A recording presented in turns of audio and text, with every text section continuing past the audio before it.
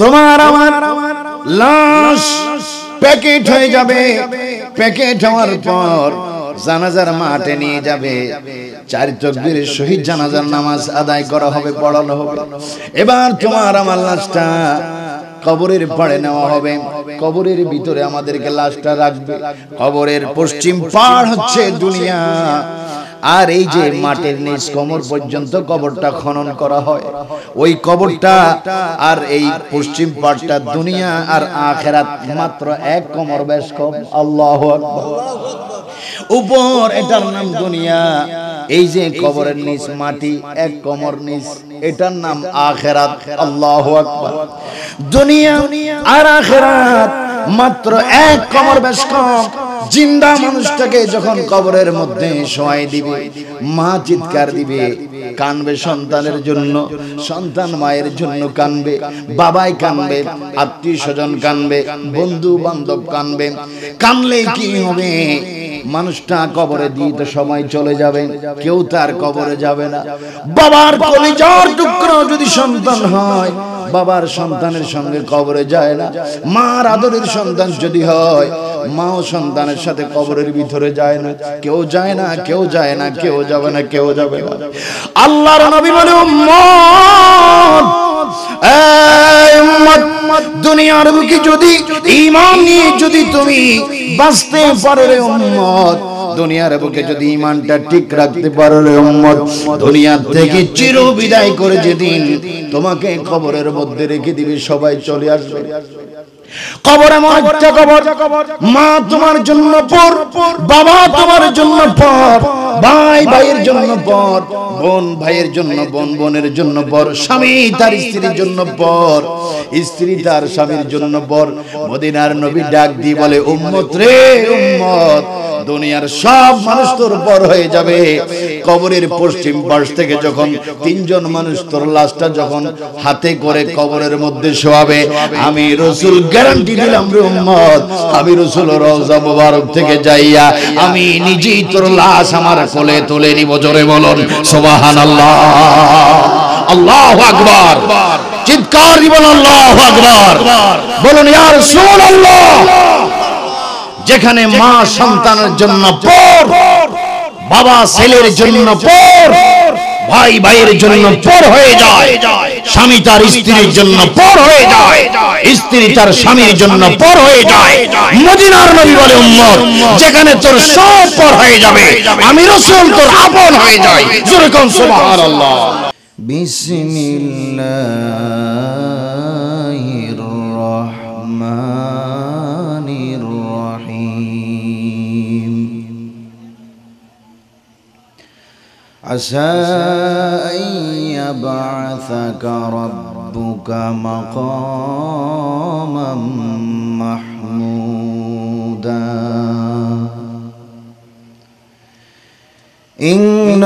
ইন্নাল্লাহা ওয়া মালাইকাতাহু ইউসাল্লুনা আলান নবী ইয়া আইয়ুহাল্লাযীনা আমানু সাল্লু আলাইহি وسلموا تسليما صلى الله على سيدنا محمد صلى الله على سيدنا محمد وعليه وصحبه اللهم صل على مولانا محمد وعلى آل سيدنا আরশের নিচে সিজদায় পড়ে কাঁদবেন নবী, জারে জার আরশের নিচে সেজদায় পড়ে কাঁদবেন নবী জারে জার মাফ করিবেন মাবুদাল্লাহ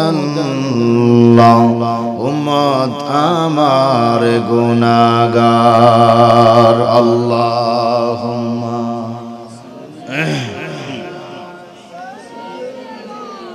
مولانا محمد وعلى آل سيدنا সময় থাকতে বেলা থাকতে করো রে মন সাধনা সন্ধ্যা হলে বসে কাঁদিবে তোর কান্দন কেউ শুনবে না আল্লাহুম্মা সাল্লি আলা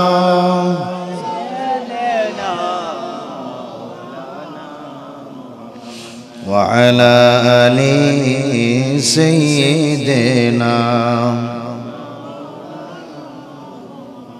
চিন্তা করে দেখো রে মন রাত্রি গভীর নিশীতে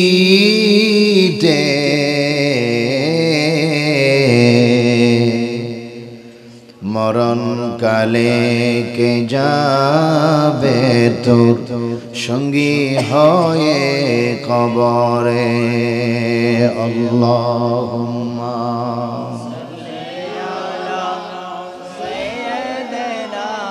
مولانا محمد وعلى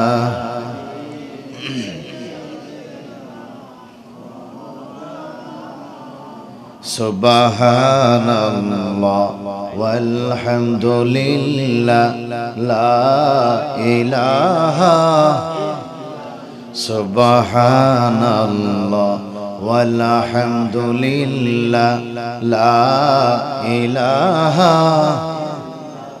لا إله إلا الله لا إله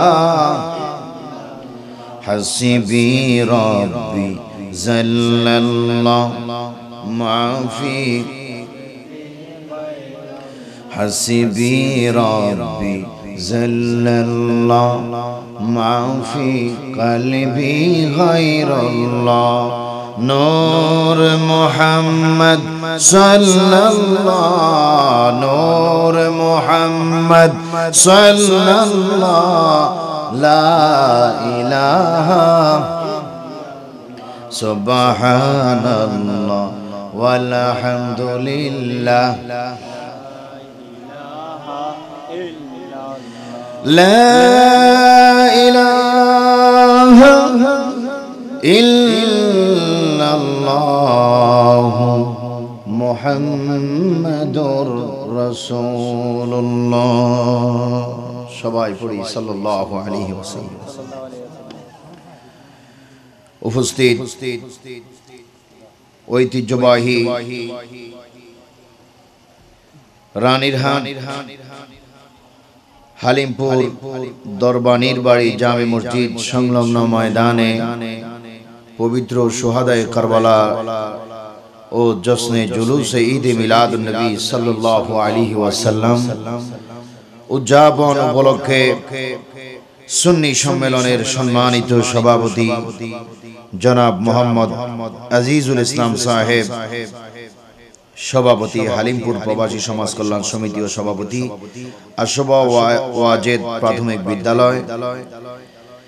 আজকের মাহফিলের যিনি প্রধান ওয়াইজ হযরত মাওলানা মোহাম্মদ জহিরুল আলম জিহাদি সাহেব, বিশেষ করে আজকের মাহফিলের যিনি বিশেষ বক্তা হিসেবে আমার পূর্বে তাকরীর করেছেন বিশিষ্ট আলেমে দ্বীন হযরতুল আল্লামা মাওলানা হাফেজ मोहम्मद शाह आलम अल कादरी मद्दसिल्लाहुल आली, हजरत मौलाना मोहम्मद यासीन अराफत अल कादरी मद्दसिल्लाहुल आली, हाफिज मौलाना मोहम्मद नूरुल अफसर अल कादरी मद्दसिल्लाहुल आली सह আমন্ত্রিত মেহমানগণ, আমন্ত্রিত উলামায়ে কেরামগণ, বিশেষ করে উপস্থিত আল্লাহ প্রেমিক, রসুল প্রেমিক, ওলি প্রেমিক, দেশ প্রেমিক, রসুল পাকের খাঁটি উম্মতগণ, রসুল পাকের আশিকগণ, যারা উপস্থিত হতে পারেন নাই, যদ্দূর পর্যন্ত আমার কণ্ঠের আওয়াজ যাচ্ছে, সকল ঈমানি তাওহীদ ও রিসালাত বিশ্বাসী ভাই এবং বাবাদের প্রতি আমার মোহাব্বতের সালাম। আসসালামু আলাইকুম ওয়া রাহমাতুল্লাহি ওয়া বারাকাতুহু।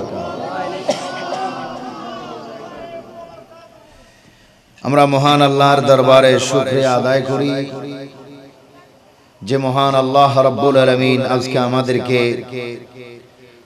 পবিত্র শুহাদায়ে কারবালা ও জশ্নে ঈদে মিলাদুন নবী সাল্লাল্লাহু আলাইহি সাল্লাম মাহফিলে আমাদেরকে উপস্থিত হওয়ার তৌফিক দান করেছেন। কারণ এমন অনেক পার্টি আছে যাদের নসিবে শুহাদায়ে কারবালার ফয়েজ বরকত নেই, যাদের নসিবে মিলাদুন নবী নেই, যাদের নসিবে শবে বরাত নাই, শবে মেরাজ নাই, শবে কদর নাই, দোয়া নাই, মুনাজাত নাই, যাদের মধ্যে শুধু নাই নাই বলতে কিচ্ছু নাই, এরকম পার্টি ও হুজুররাও আমাদের দেশে বিশ্বে আছে কিনা? এই রানীরহাটে মনে হয় নাই, কিছু নাই, আছে না? হ্যাঁ, তা আল্লাহ পাকের দরবারে শুকর যে মহান আল্লাহ আমাদেরকে আল্লাহর প্রিয় বান্দা করে এবং আমাদেরকে আল্লাহ পাকের খাঁটি বান্দা করে আমাদেরকে পাঠিয়েছেন। বলুন আমিন। আমরা মহান আল্লাহর দরবারে শুকর আদায় করি যিনি আমাদেরকে শ্রেষ্ঠ ধর্মের উপর প্রতিষ্ঠিত রেখেছেন, শ্রেষ্ঠ ধর্ম ইসলাম আমাদেরকে দান করেছেন। সুবহানাল্লাহ। মনে বাড়ি যে যিনি আমাদেরকে শ্রেষ্ঠ কিতাব কোরআন দান করেছেন, যিনি আমাদেরকে শ্রেষ্ঠ মাযহাব দান করেছেন, শ্রেষ্ঠ তরিকাও দান করেছেন, নয় নয়, যিনি আমাদেরকে নবীদের মধ্যে শ্রেষ্ঠ রাসূল আমাদেরকে দান করে আবার আমাদেরকে শ্রেষ্ঠ নবীর উম্মত বানিয়েছেন। শুধু উম্মত বানান নেই, আমাদেরকে শ্রেষ্ঠ নবীর গোলামও বানিয়েছেন। এতে কি আমরা বেজার না খুশি? আর যে বেজার হয় তার নাম কি? শয়তান। এজন্য কিছু শয়তান আছে নবীর গোলাম এটা স্বীকার করে না, আমরা নবীর গোলাম হই কিল্লাই আছে না? গাদ্দার মার্কা মুসলমান আছে না? শুকরিয়া আদায় করবেন আল্লাহর, যিনি আমাদেরকে এত নিয়ামত দান করেছেন। আমরা নবী পেলাম, আমরা কোরআন পেলাম, আমরা ধর্ম পেলাম, আমরা কর্ম পেলাম। এই শুকরিয়া আদায় করার জন্য সারা জিন্দেগি যদি সেজদায় পড়ে আমরা থাকি, আমরা কি শুকর আদায় করে শেষ করতে পারবো? এবার আমরা তারিফ করি সেই মহান নবীর, যিনি সমস্ত নবীদের ইমাম এবং সমস্ত নবীদের ইমাম এবং আমাদের সকলের ইমান, যিনি সাইয়্যিদুল মুরসালিন, রাহাতুল আশিকিন, যিনি সিরাজুম মুনির, যিনি শামসুদ দুহা, যিনি বদরুদ দুজা, যিনি নূরুল হুদা, যিনি সদরুল উলা, যিনি আটখানা জান্নাতের মালিক। সবাই উচ্চ স্বরে নামটুকু বলি মুহাম্মদুর রাসূলুল্লাহ সাল্লাল্লাহু আলাইহি ওয়াসাল্লামের প্রশংসাতে আরেকবার জোরে সরে বলি আলহামদুলিল্লাহ। আমার প্রিয় ভাইরা, বক্তব্যের সময় একেবারে কম। আমাকে একটি সুনির্দিষ্ট বিষয়ও দেওয়া হয়েছে, যে বিষয়টি আমি পোস্টারের মধ্যে দেখলাম, কবর ও হাসর। কবর, এটা কে না জানে কবরে যেতে হবে? এটা কে না জানে? আপনারা আপনাদের বাবাদেরকে, আপনারা আপনাদের দাদাদেরকে, বড় বাবাদেরকে, বড় দাদাদেরকে মাটি দিয়েছেন, জানাজা পড়েছেন, দুনিয়া থেকে চলে গেছে। আমরা কি থেকে যাব? আজকে হোক, কালকে হোক, একদিন আগে হোক, একদিন পরে হোক, এক মাস আগে হোক, এক মাস পরে হোক, এক বছর আগে হোক, এক বছর পরে হোক, একদিন না একদিন আমাদেরকে এই দুনিয়া ছেড়ে আমাদেরকে অবশ্যই মাটির নিচে যেতে। কেউ থাকার কোনো সুযোগ, চেষ্টা করলেও থাকার সুযোগ নাই, ঠিক কিনা? অথচ মৃত্যু এমন একটা জিনিস, এমন একটা বস্তু, দুনিয়াতে এমন অনেক বিষয় আছে, আর এমন বিষয় অস্বীকার করার মতো এমন বহু মানুষ আছে যারা বলে আল্লাহ নাই, যারা বলে নবী নাই, যারা বলে আখিরাত নাই, কবরের আযাব নাই, হাসর নাই, মিজান নাই, ফুলসিরাত নাই। এই ধরনের বহু কিছু অস্বীকার করার মতো বহু মানুষ আছে। আপনি হিন্দু বলেন, বৌদ্ধ বলেন, চাকমা বলেন, বড়ুয়া বলেন, ইহুদি বলেন, খ্রিস্টান বলেন, পৃথিবীতে যত ধর্মের মানুষ রয়েছে প্রতিটি মানুষের কিছু না কিছু দোষ ত্রুটি বদ আকীদা আছে, কিন্তু এই কথা অস্বীকার মতো করার মতো কোনো জাত নেই, কোন ইনসান নেই। মৃত্যু হবে না এই কথা বলার মতো, অস্বীকার করার মতো কেউ নেই, ঠিক কি? কেউ নেই। এক কথায় মৃত্যু অবধারিত, মৃত্যু অবধারিত, মরতেই হবে। আমাদের সাধারণত অসুখ হলে, অসুস্থ হলে চিকিৎসার জন্য আমরা ডাক্তারের কাছে যাই। ডাক্তার সাহেব একটু আমাকে ভালো করুন, ভালো চিকিৎসা দেন। কেন? কয় আমার অসুখ যাতে ভালো হয়, আমি বাঁচতে চাই, ঠিক কি? কত ধনী মানুষ আছে শুধু একটু বাঁচার জন্য বিদেশ গিয়েও পরীক্ষা করে, দেশের বাইরে গিয়ে চিকিৎসা করে একটু সুস্থ হওয়ার জন্য, একটু বাঁচার জন্য। আপনারা বলুন, শত হাজার কোটি কোটি বার যদি মৃত্যু থেকে বাঁচার চেষ্টা করেও যেদিন মৃত্যুর অবধারিত, যেদিন মৃত্যু হওয়ার সময় গণিয়ে আসবে, হাজারো ডাক্তার কি আমাদেরকে দুনিয়াতে বাঁচিয়ে রাখতে পারবে? তাহলে আমরা চেষ্টা করি অনেক একটু বাঁচার জন্য, ঠিক কি? কিন্তু চেষ্টা করে লাভ নেই। যেদিন মৃত্যুর পরোয়ানা জারি হবে সেই দিন অবশ্যই আমাদেরকে মরতে হবে। এজন্য আমরা মৃত্যুর থেকে বাঁচার চেষ্টা করি কিন্তু বাঁচতে পারবো না। কিন্তু যেখান থেকে বাঁচার চেষ্টা করলে বাঁচা সম্ভব, সেখান থেকে আমরা বাঁচার চেষ্টা মোটেও করি না। আমরা মানুষ, আমরা আল্লাহর বান্দা, আমরা রাসূল পাকের উম্মত। আমরা যদি চেষ্টা করি ঈমান ঠিক রেখে, আমল ঠিক রেখে, হালাল মোতাবেক জীবন পরিচালনা করে, হারামকে বর্জন করে সঠিক পথে চলে, মতে চলে যদি আমরা আমাদের জীবনকে বাস্তবায়ন করতে পারি, ইনশাআল্লাহ এটার গ্যারান্টি রয়েছে। আমার রাসূল বলে, যারা সঠিক পথ মতের উপর থেকে ইসলামের হুকুম হাকাম পালন করবে, হালাল হারাম বেচে জীবনকে পরিচালনা করবে, জাহান্নাম থেকে বাঁচা তার জন্য ইজি হয়ে যায়। জোরে কোন সুবহানাল্লাহ। কিন্তু আমরা কি তা করি নাকি? আমরা মৃত্যু থেকে বাঁচার চেষ্টা করি, জাহান্নাম থেকে বাঁচার চেষ্টা করি না। কিন্তু যেটার থেকে বাঁচার চেষ্টা করি ওটার থেকে বাঁচার চেষ্টা করলো বাঁচতে পারবো না। আর জাহান্নাম থেকে বাঁচার যদি একটু চেষ্টা করি আমরা জাহান্নাম থেকে বাঁচতে পারবো, ঠিক কি না? তাহলে জাহান্নাম থেকে বাঁচতে হলে আমাদেরকে পরিপূর্ণ মুমিন হওয়ার দরকার আছে কিনা? একটু জোরে বলেন না, মুমিন হওয়ার দরকার আছে কিনা? পরিপূর্ণ ঈমানদার হওয়ার দরকার আছে কিনা? সব 5 ওয়াক্ত নামাজ পড়ার দরকার আছে কিনা? ইসলামের হুকুম হাকাম মানে চলার দরকার আছে কিনা? আপনাদের আওয়াজটা ঐতিহাসিক দুর্বল, একেবারে ঐতিহাসিক। মনে হচ্ছে যেন আমি শ্রোতা, আপনারা বক্তা। আওয়াজ দিলে গলা ভাঙে যেতে পারে। আপনারা একটু আওয়াজ করেন না, একটু মুখটারে এইভাবে তালার মতো মারি রাখলে এটা কেরম দেখা যায়? মেহমান আসলে গৃহস্থ কি চুপ করে থাকে নাকি? মেহমান আসলে মেহমানের সাথে গৃহস্থ একটু কথা বললে, কম খাওয়াইলে একটু আত্মা খুশি হয়, ঠিক কিনা? তা আমি কি আপনাদের মেহমান না ঘরের মানুষ? তো মেহমানের লগে যদি চুপ মারি বসে থাকেন, ওয়াজ করে মজা নেই, ঠিক কিনা? ওয়াজ করে মজা নেই। এই জন্য আমার সাথে একটু আপনারা সাউন্ড দিবেন। আছেন তো? আরো জোরে বলে আছেন তো? সবাই মরবেন তো? কার কার মরার ইচ্ছা নাই হাতটা তোলেন। হ্যাঁ, মন আছে? এটা জানি, আমি বুঝছি। হাত দুই কান, আরো যদি 6 কানও থাকে তাও তুললেও মরবেন, ঠিক কিনা? তাও তুললে যদি পা দুইটাও তুলি দেন মরতাম না কই, তারপরেও মরবেন। এর থেকে বাঁচার কোনো সুযোগ নাই। এই জন্য আমাদেরকে উচিত আমরা এমন ভাবে চলবো যাতে মরার পরও আবাদুল আবাদ আমরা জিন্দা থাকি। এমন মরা মরিও না যেই মরার পরে তুমি আবাদুল আবাদ মরাই থাকবে।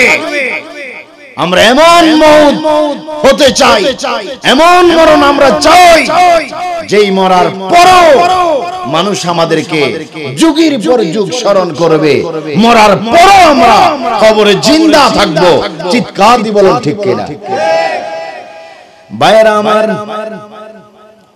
এই দুনিয়ার সামান্যতম সময়, এই দুনিয়ার মধ্যে আল্লাহ পাক সামান্য কিছু সময়ের জন্য আমাদেরকে দুনিয়ার মধ্যে পাঠিয়েছেন। আমরা স্মরণ করি, খেয়াল করি, আমাদের পূর্বে আমাদের বাবারা ছিল, দাদারা ছিল, তার বাবা, তার দাদা, তার দাদারাও ছিল। এক এক করে আমাদের পূর্বপুরুষের আজকে কেউ নেই। এইভাবে একদিন আমরাও চলে যাব, আপনারা সবাই চলে যাবেন, কেউ এই দুনিয়ার মধ্যে থাকবেন না। মহান আল্লাহ বলে, বান্দারে, এই দুনিয়াতে তোমাদেরকে আমি সামান্য কিছু সময় দিয়ে আমি তোমাদেরকে পাঠাইলাম, কিন্তু এই দুনিয়া তোমাদের জন্য ঘর নয়, এই দুনিয়া তোমাদের বাড়ি নয়, তোমাদের বাড়ির নাম আমি রেখেছি জান্নাত।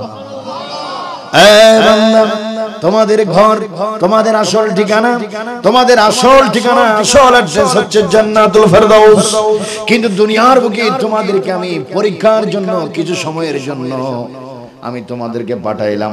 কোন পথে তোমরা চলো, কোন রাস্তায় চলো, কিভাবে চলো, আমি আল্লাহকে তোমরা মানো কি মানো না, আমার রাসূলকে তোমরা মানো কি মানো না, এগুলার জন্য তোমাদেরকে আমি দুনিয়ায় পাঠাইলাম।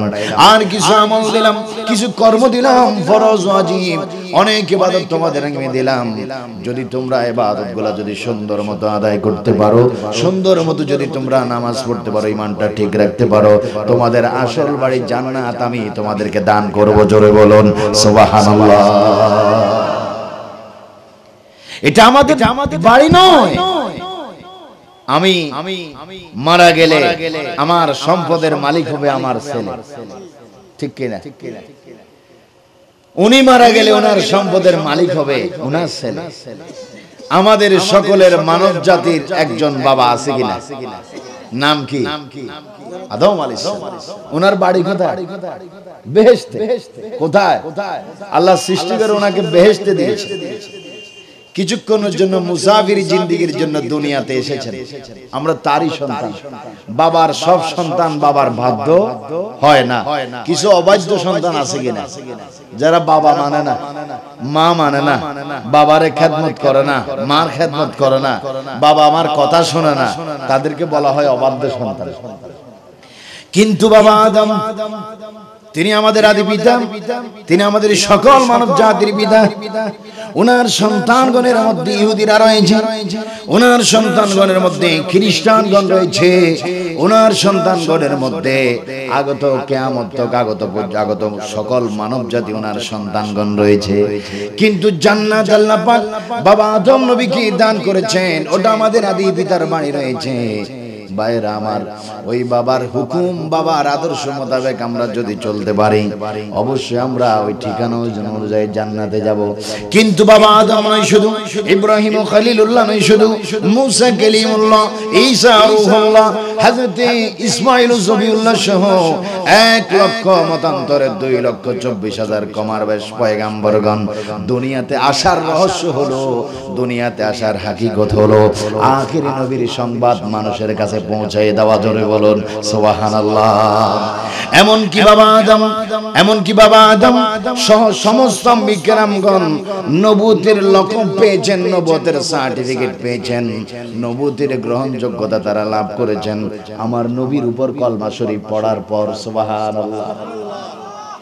এই জন্য ভাইরা আমার, আমাদের কলেমা আর সমস্ত নবীদের কলেমা একরকম। সুবহানাল্লাহ বলুন। শুধু আমার নবীর কলেমা ভিন্ন রকম। আদম নবীর কলমা ছিল লা ইলাহা ইল্লাল্লাহ মুহাম্মাদুর রাসূলুল্লাহ। সুবহানাল্লাহ। সমস্ত নবীদের এই কলমা ছিল, কিন্তু সমস্ত নবীদের উম্মতের কলমা ছিল আল্লাহর নামের পরে তাদের নবীর নাম, আর আমাদের কলমা হলো লা ইলাহা ইল্লাল্লাহু মুহাম্মাদুর রাসূলুল্লাহ সাল্লাল্লাহু আলাইহি ওয়াসাল্লাম। আর আমার নবীর কলমা হলো লা ইলাহা ইল্লাল্লাহু ইন্নী রাসূলুল্লাহ। সুবহানাল্লাহ। তো রাসূল কি আমাদের মতো নাকি? তো রাসূল যদি তোমার মতো হয় থাকে, কেউ যদি বলে রাসূল তো আমার মতো, আমি যেমন রাসূল তেমন, তাহলে এই কলমা যদি পড়ে সে কি আর ইমানদার থাকবে? এটা বেঈমান হয়ে যাবে। কত জাহেল, জানোয়ার, দাজ্জাল, বেঈমান, মুনাফিক যারা এই যুগে নয় শুধু সেই রাসূলের যুগের থেকে এই মুনাফিকের বাচ্চারা, সেই মুনাফিকদের উত্তরসূরিরা, এদের উত্তরসূরিরা যারা রাসূলকে খাটো করার জন্য সব সময় বলে বেড়াতো রাসূল তাদের মতো সাধারণ মানুষ। নাউজুবিল্লাহ বলুন। রাসূল কোনোদিন সাধারণ হতে পারে না, রাসূল কোনোদিন আমাদের মতো সাধারণ মানুষ হতে পারে না। রাসূল রাসূলের মতো, ঠিক কিনা ভাইয়েরা আমার? রাসূল যদি সাধারণ মানুষ হয়ে যায় তাহলে মহামানবকে, ঠিক কিনা ভাইয়েরা আমার? আমার নবী মহামানব, মহান নবী, মহান রাসূল, মহান পয়গম্বর, মহান করে আল্লাহ পাক আমার নবীকে জগতের মধ্যে ধরার বুকে দুনিয়ার মধ্যে পাঠিয়েছেন। আমার নবী এমন একজন নবী যেই নবীর মতো আর কোনো নবী নেই। আমার রাসূল এমন একজন রাসূল যেই রাসূলের মতো আর কোনো রাসূল নেই। সমস্ত নবীদেরকে আল্লাহ যা দান করেছেন, আল্লাহ পাক একাই আমার নবীকে তার চাইতে আরো বেশি দান করেছেন। জোরে বলুন সুবহানাল্লাহ।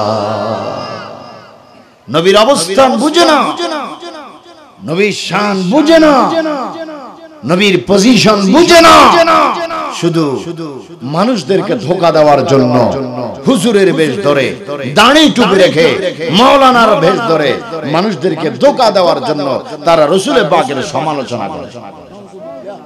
আছে কিনা? নবীর ইজ্জতকে খাটো করছে। নবীর ইজ্জতকে তুমি খাটো করে নবীর তো কোনো ক্ষতি হবে না। নবীর ইজ্জতকে যে খাটো করে বরঞ্চ তার নিজের ক্ষতি, ঠিক কিনা? নবীর ইজ্জতকে কে কমাইতে চাইলে কমবে? নবীর ইজ্জত বাড়ান কে? নবীর পজিশন বাড়ান কে? আল্লাহ। তো আল্লাহ যার পক্ষে, বান্দা কি আল্লাহর সাথে মোকাবেলা করি নবীর ইজ্জতকে খাটো করতে পারবে না? ওয়ারাফা'না লাকা যিকরা, চিৎকার দিয়ে বলুন সুবহানাল্লাহ। এই জন্য ভাইরা আমার, কবরে যেতে হলে নবীর প্রয়োজন, ঠিক কিনা? আপনি বেঈমান হয়ে কবরে যাবেন, আপনার ওই জীবনের কোনো দাম আছে নাকি? নাই। আপনাকে আল্লাহ পাক দুনিয়াতে সময় দিয়েছেন, কিছু হায়াত দান করেছেন। এই হায়াতের মধ্যে আপনি যদি সঠিক রাস্তা নিজে বেছে নেন, হক বাতিল বুঝে নেন, তাহলে আপনার মৌত হবে। মৌতের পর আপনি আসল ঠিকানায় যখন যাবেন, সেখানে শুধু আরাম আর আরাম, শান্তি আর শান্তি। আর যদি ঠিক মতো না চলে কবরে যান, পিঠ লাগাইবার আগেই সেটা আগুন হয়ে যাবে। নাউজুবিল্লাহ। এজন্য আমরা আমাদেরকে সংশোধন করার দরকার আছে কিনা? আমরা আমাদেরকে ইসলাহ করার দরকার আছে কিনা? ভাইরা আমার, এই দুনিয়া থাকার জায়গা নয়, এই দুনিয়া চিরস্থায়ী নয়। এই দুনিয়াতে আমরা কিছুক্ষণ সময়ের জন্য এসেছি। এই কিছুক্ষণ সময় হয় 60 বছর, না হয় 70 বছর, না হয় 25 বছর, 30 বছর, না হয় কোন শিশু একদিন হলো মারা যায়, 1 বছর হলো মারা যায়। এই দুনিয়াতে সামান্য সময়ের জন্য আমরা এসেছি। আমরা এই দুনিয়াতে আসার আগে আমরা আমাদের মায়ের পেটের মধ্যে ছিলাম, 10 মাস 10 দিন মায়ের গর্ভের মধ্যে ছিলাম। তার পূর্বে রূহের জগতে আমরা সবাই 50,000 বছর সেই রূহের জগতের মধ্যে আমরা গড়াগড়ি খেয়েছি। রূহের জগতের মধ্যে আমরা সেখানের মধ্যে ছিলাম। 50,000 বছর পর আল্লাহ পাক সেখান থেকে আমাদেরকে মায়ের গর্ভে পাঠাইলেন। 10 মাস 10 দিন অবস্থান করলাম, দুনিয়ার মধ্যে পাঠাইলেন। দুনিয়াতে সুনির্দিষ্ট কিছু সময় দান করলেন, 50, 60, 70 বছর আমাদেরকে প্রদান করলেন। তারপর আবার আমাদের মৃত্যু হবে, মৃত্যুর পর আবার আমাদের জন্য কবর রাখলেন। ওই কবরের ভিতরেও আপনাকে আমাকে 50,000 বছর থাকতে হবে। কবরের মধ্যে 50,000 বছর হাদিসে পাকে এসেছে, যারা কিয়ামতের একদিন আগে যারা মরবে, কবরের জীবনটা তাদের 50,000 বছর অনুভব করবে। আল্লাহু আকবার।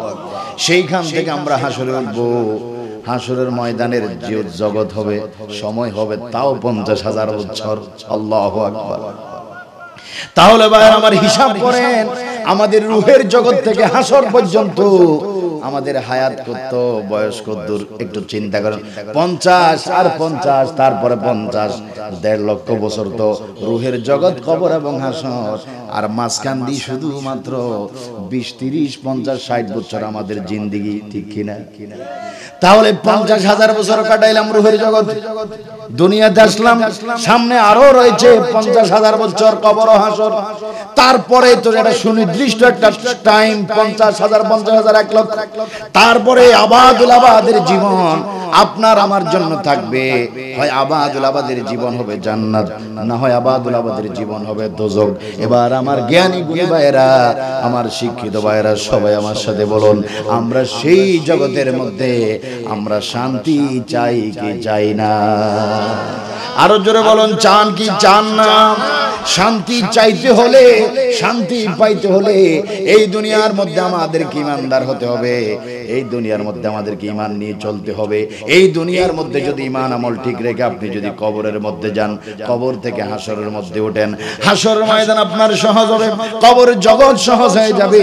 কবর থেকে হাসর উঠবেন, হাসর সহজ হবে, মিজান সহজ হবে, ফুলসিরাত সহজ হয়ে যাবে, আপনার বাকি জীবন সহজ হয়ে যাবে। আপনি দুলহার মতো জান্নাতের মেহমান হয়ে জান্নাতে কাটাই দিবেন। জোরে বলুন সুবহানাল্লাহ, আল্লাহু আকবার। আপনারা কি আমার কথা বুঝেননি? দেখি বাংলা ওয়াজ করতেছি নাকি অন্য কোনো ভাষা? সত্যি নি বুঝেননি?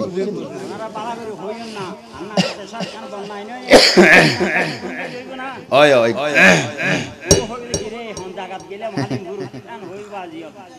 অনেক কষ্ট করে আপনাদের কাছে এসেছি।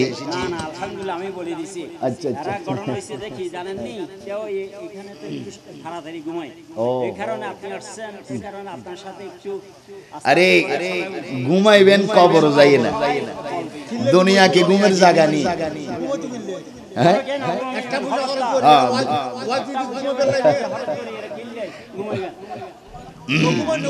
ঘুমানোর দরকার নেই, ঘুমাইবেন কবরে। কোথায়? কবরে। দুনিয়া ঘুমের জায়গা নয়। এই দুনিয়াতে যাতে আরাম করিব, ওই জগতে সে কষ্ট থাকবো। আর ওই জগতে যে কষ্ট করে ইবাদত করবে, আল্লাহকে স্মরণ করবে, রাসূলকে স্মরণ করবে, ওই জগতে সে আরামের মধ্যে তার জীবন কাটিয়ে দিবে। ঘুম আইলে অনেক সময় মাঝে মাঝে ফানি মারিবেন, বা জিকিরের মধ্যে থাকবেন, আল্লাহর স্মরণে থাকবেন, সৃষ্টির ধ্যানে থাকবেন, দেখবেন আল্লাহ পাক আপনাকে কবুল করে ফেলবে। আমিন। এই জন্য ভাইয়েরা আমার, আজকে আমরা রাসূলের আদর্শ থেকে আমরা সরে গিয়েছি বলে আজকে আমাদের মধ্যে আমল কম, আমাদের মধ্যে তাকওয়া কম, আমাদের মধ্যে আল্লাহর ভালোবাসা, নবীর ভালোবাসা কম, আমাদের মধ্যে রাসূলের আদর্শ চলে গিয়েছে, রাসূলের আদর্শ নাই বলে নামাজ বান্দায় পড়ে, আবার মিথ্যা কথাও বলে। নামাজ বান্দায় নামাজ পড়ে, আবার সগলখুরিও করে, বান্দায় আবার নামাজও পড়ে, আবার মানুষের হক নষ্ট করে, আছে কিনা? বান্দায় নামাজ পড়ে আবার সুদ খায়, ঘুষ খায়, আছে কিনা? এগুলা কি নবীর আদর্শ নাকি? এগুলা রসুলের আদর্শ নয়। আপনি যদি রসুলের পাকের আদর্শ মোতাবেক আপনি যদি জীবন যাপন করতে পারেন, আমার আল্লাহ কত সুন্দর করে বলছেন, লাকাদ কানা লাকুম ফি রাসূলিল্লাহি উসওয়াতুন হাসানা। আমার আল্লাহ বলেন, এ বান্দা, তোমরা যদি জিরো থেকে যদি হিরো হতে চাও, তোমরা যদি বেঈমান থেকে যদি ইমানদার হতে চাও, তোমরা যদি অসৎ থেকে যদি সৎ হতে চাও, তোমরা যদি জাহান্নামী থেকে জান্নাতি যদি হতে চাও, আমার নবীর আদর্শকে তোমরা ফলো করো, আমার নবীর আদর্শকে তোমরা গ্রহণ করো। আমার নবী কিভাবে নামাজ পড়েছেন, আমার নবী কিভাবে রোজা রেখেছেন, আমার নবী কিভাবে হজ করার কথা বলেছেন, যাকাত প্রদান করার কথা বলেছেন, আমার নবী কিভাবে মা বাবার খেদমত করেছেন, কারো খেদমত করার কথা বলেছেন, আমার নবী কিভাবে বড়কে শ্রদ্ধা করার কথা বলেছেন, ছোটকে আদর করার কথা বলেছেন। আমার নবীর আদর্শকে যদি তোমরা ফলো করো, এই আদর্শ ফলো করার কারণে আমি আল্লাহ তোমাদের কেমন ভাবে কবুল করব, আমি আল্লাহ তোমাদের জন্য 8 খানা জান্নাত রিজার্ভ রেখে দিব। জোরে বলুন সুবহানাল্লাহ। এই জন্য ভাইরা আমার, আমরা নবীর আদর্শ চাই কি চাই না? জোরে বলুন, চাই কি চাই না? নবীর আদর্শের মধ্যে নামাজ আছে কিনা, রোজা আছে কিনা, হজ আছে কিনা, যাকাত আছে কিনা, মা বাবার খেদমতের কথা আছে কিনা, বড়কে শ্রদ্ধা করার কথা আছে কিনা, ছোটকে আদর করার কথা আছে কিনা, সুদের কথা আছে কিনা, ঘুষের কথা আছে কিনা, খারাপ কাজের কথা আছে কিনা, নামাজের কথা আছে কিনা? তাহলে রসুলের আদর্শের মধ্যে যা আছে, মা আতাকুমুর রাসূলু ফাখুযুহু ওয়া মা নাহাকুম আনহু ফান্তাহু, আমার নবী যা আমাদেরকে দিয়েছেন আমরা গ্রহণ করব, পালন করব, যা থেকে আমাদেরকে নিষেধ করেছেন তা থেকে আমরা বিরত থাকব। তাহলে বোঝা গেল আমরা নামাজ পড়ব নবীর আদর্শ, আমরা রোজা রাখবো নবীর আদর্শ, আমাদের উপর হজ ফরজ হজ করব নবীর আদর্শ, আমাদের উপর যাকাত ফরজ হলে যাকাত দিব রসুলের আদর্শ, আমরা বড়দেরকে দেখলে শ্রদ্ধা করব, সালাম দিব, সম্মান করব নবীর আদর্শ, ছোটদেরকে দেখলে আমরা স্নেহ করব, মায়া করব, আমার নবীর আদর্শ। আর যা নিষেধ করেছেন, সুদ খাওয়া যাবে না, ঘুষ খাওয়া যাবে না, হারাম খাওয়া যাবে না, হারাম পথে চলা যাবে না। যদি রসুল যা আমাদেরকে দিয়েছেন তা যদি আমরা গ্রহণ করি, যা আমাদেরকে বিরত থাকার কথা বলেছেন তা থেকে যদি আমরা বিরত থাকি, আমাদের জিরো জীবন হিরো হয়ে যাবে, আমরা আল্লাহর দরবারে মকবুল বান্দা হিসাবে পরিণত হয়ে যাব। জোরে বলুন সুবহানাল্লাহ। আল্লাহু আকবার বলুন, চিৎকার দিয়ে বলুন আল্লাহু আকবার। আমরা নবীর আদর্শ চাই কি চাই না? চিৎকার দিয়ে বলুন, চান কি চান না? নবীর আদর্শের মধ্যে নামাজ আছে কিনা? আরো জোরে বলুন, আছে কিনা? আমরা নবীর আদর্শ মোতাবেক মরণ পর্যন্ত আমরা জীবন কাটাইতে চাই কি চাই না?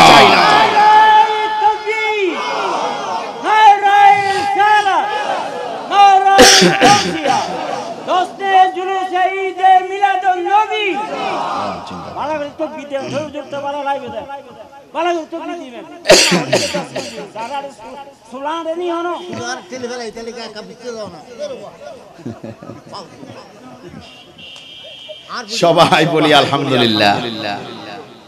এই এখানের মধ্যে একটু যে আপনারা হাসছেন, এই হাসাটাও কিন্তু ইবাদত হয়ে গেছে, এটাও একটা ইবাদত। এখানে কানলেও ইবাদত, হাসলেও ইবাদত, একটু কথা বললেও মাঝে মাঝে এটা একটা ইবাদত। পরিবেশটা রাসূলের হাদিস মোতাবেক জান্নাতের বাগান শুনেছি, দেখেছি, কিন্তু বাস্তবে আজকে দেখলাম জান্নাতের বাগান আসলেই জান্নাতের বাগান। কত সুন্দর করে প্যান্ডেলটা সাজাইল। এইখানে যদি কারো মৃত্যু হয়, সে বলতে পারবে আমি জান্নাতের বাগানে মরেছি।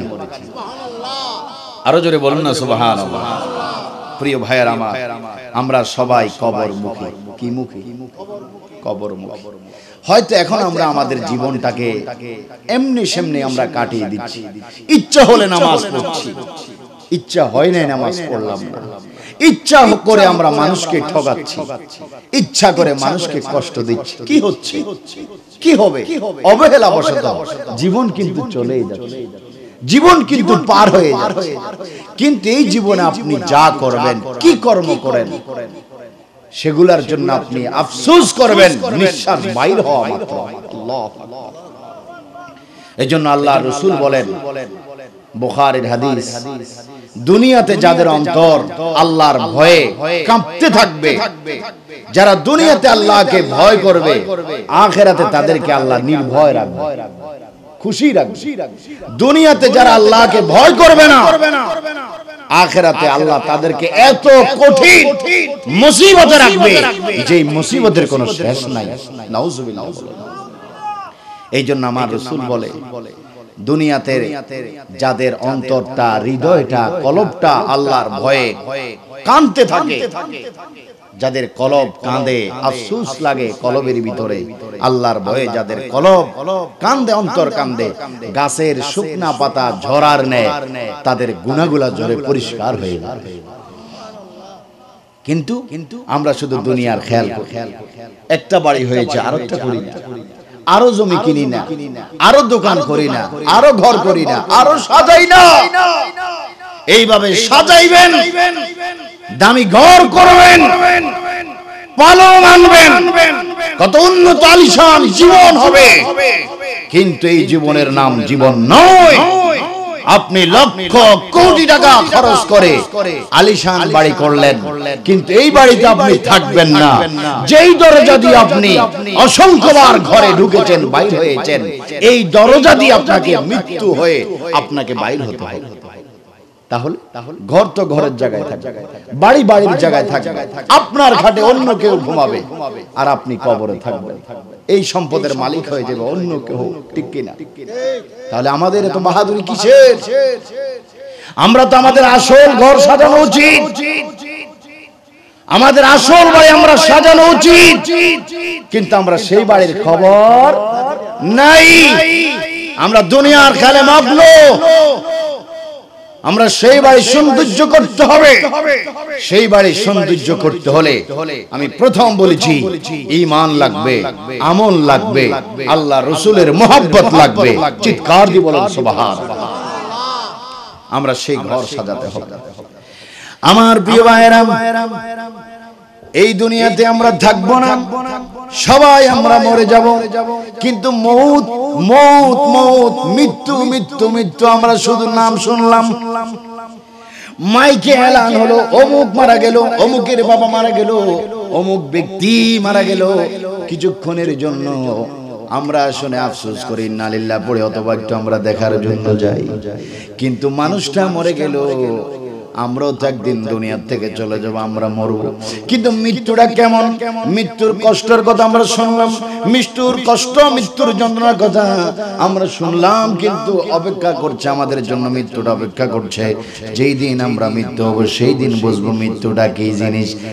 আল্লামা আব্দুর রহমান সুফুরি শাফি রাদিয়াল্লাহু তাআলা নুজহাতুল মাজালিসের মধ্যে বলেন, মৃত্যুর যন্ত্রণা বয়ান দিতে গিয়ে তিনি বলেন, 70টা উট যদি সিরিয়ালে লাইন ধরে দাঁড় করানো হয়, লাইন ধরে দাঁড় করানোর পর 70টা উটকে যদি জবাই না করে, যদি 70টা উটকে জীবিত অবস্থায় যদি চামড়াগুলা ছিলে ফেলা হয়, চামড়াগুলা ছিলার পর 70টা উটের গায়ে যদি লবণ মরিচের ছিটকা দেয়, মেখে ফেলে, 70টা উট যত কষ্ট পাবে তার চাইতে 70 গুণ বেশি কষ্ট হবে একটা মানুষের প্রাণ বাহির করতে।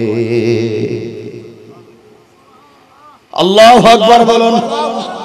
এখানে সুবহানাল্লাহর আওয়াজ না, এখানে বলতে হবে আল্লাহু আকবার। এটা কষ্টের কথা, কষ্টের বয়ান, কষ্টের ওয়াকিয়া।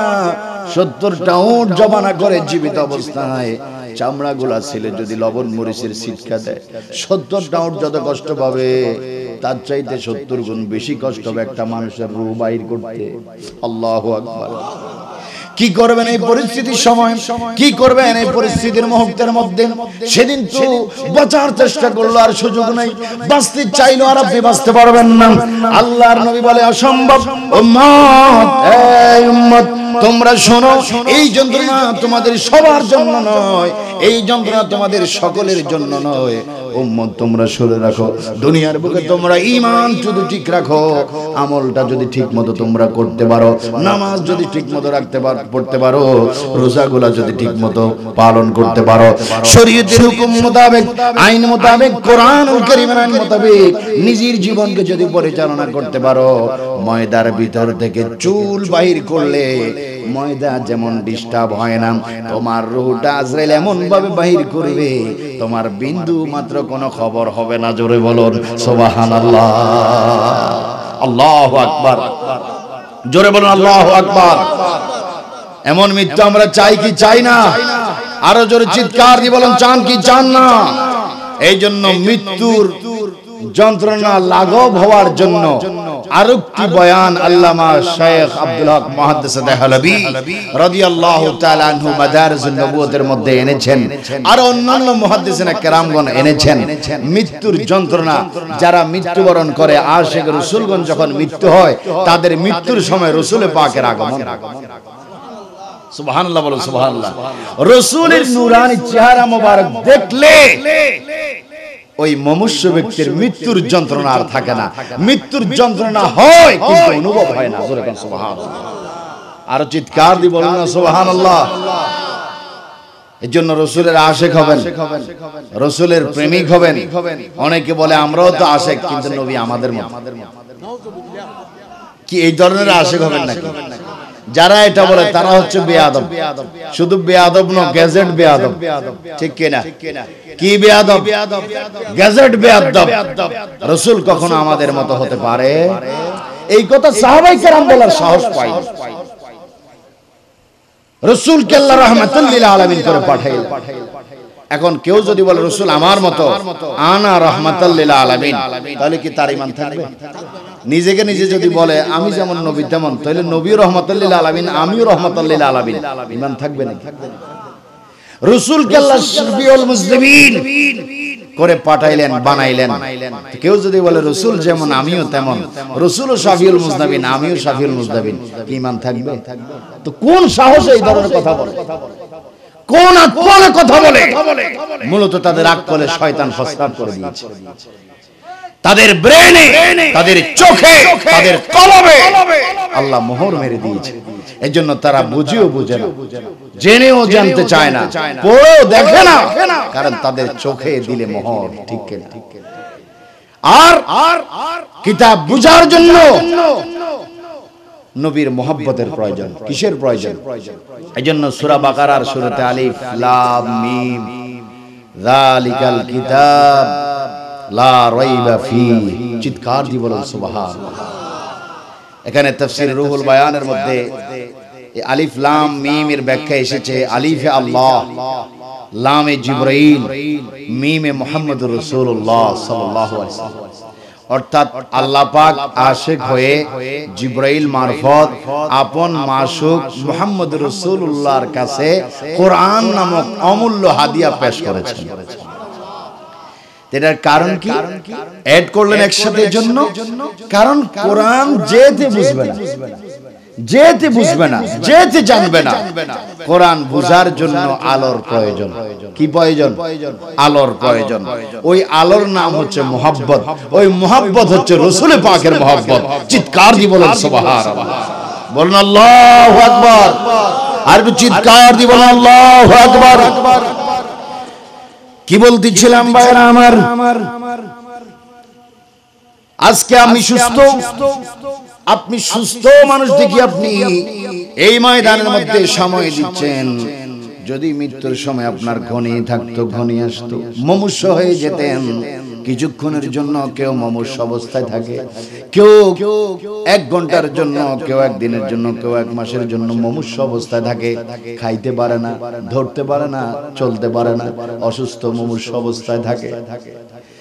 আমার প্রিয় ভাইরা, ওই মুহূর্তের মধ্যে ইমাম কুরতুবী তাফসীরে কুরতুবীর মধ্যে উল্লেখ করেন, একটা মানুষ যখন মুমূর্ষ অবস্থার মধ্যে বিছানার মধ্যে যখন পড়ে যায়, বিছানার মধ্যে পড়ে যাওয়ার পর মৃত্যুর সময় যখন ঘনিয়ে আসবে, কিছুক্ষণ পর আজরাইল আসবে প্রাণটা বাহির করার জন্য।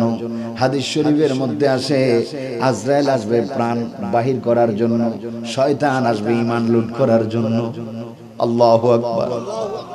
এই ঈমান যদি এত বছরের ইবাদত, মৃত্যুর আগে যদি শয়তান যদি ঈমানটা লুট করে ফেলে, তাহলে এত বছরের ইবাদতের কি লাভ হবে, এত বছরের ইবাদতের কি ফায়দা হবে, এত বছরের ইবাদতের কি মূল্য হবে, কি দাম হবে।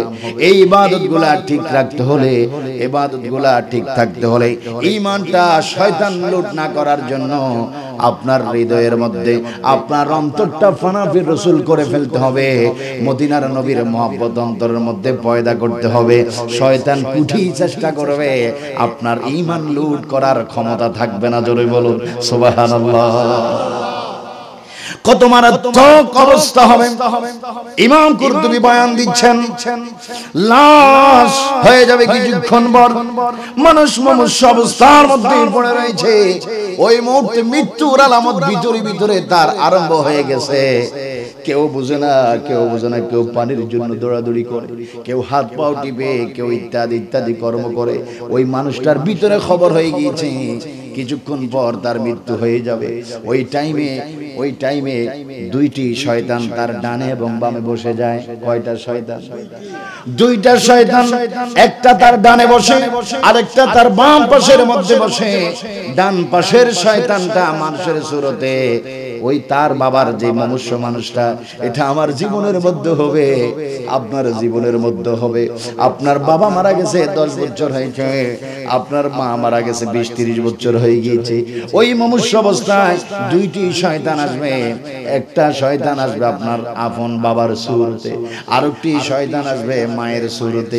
বাবার রূপী শয়তানটা আপনাকে ওই মুহূর্তে বলবে, বাবারে আমি তোর বাবা, বাবা তোকে আমি কত কষ্ট করি লালন পালন করলাম, তোকে বড় করলাম, তোকে মানুষের মতো মানুষ করলাম, বাবার সম্পদ তোকে আমি দান করলাম।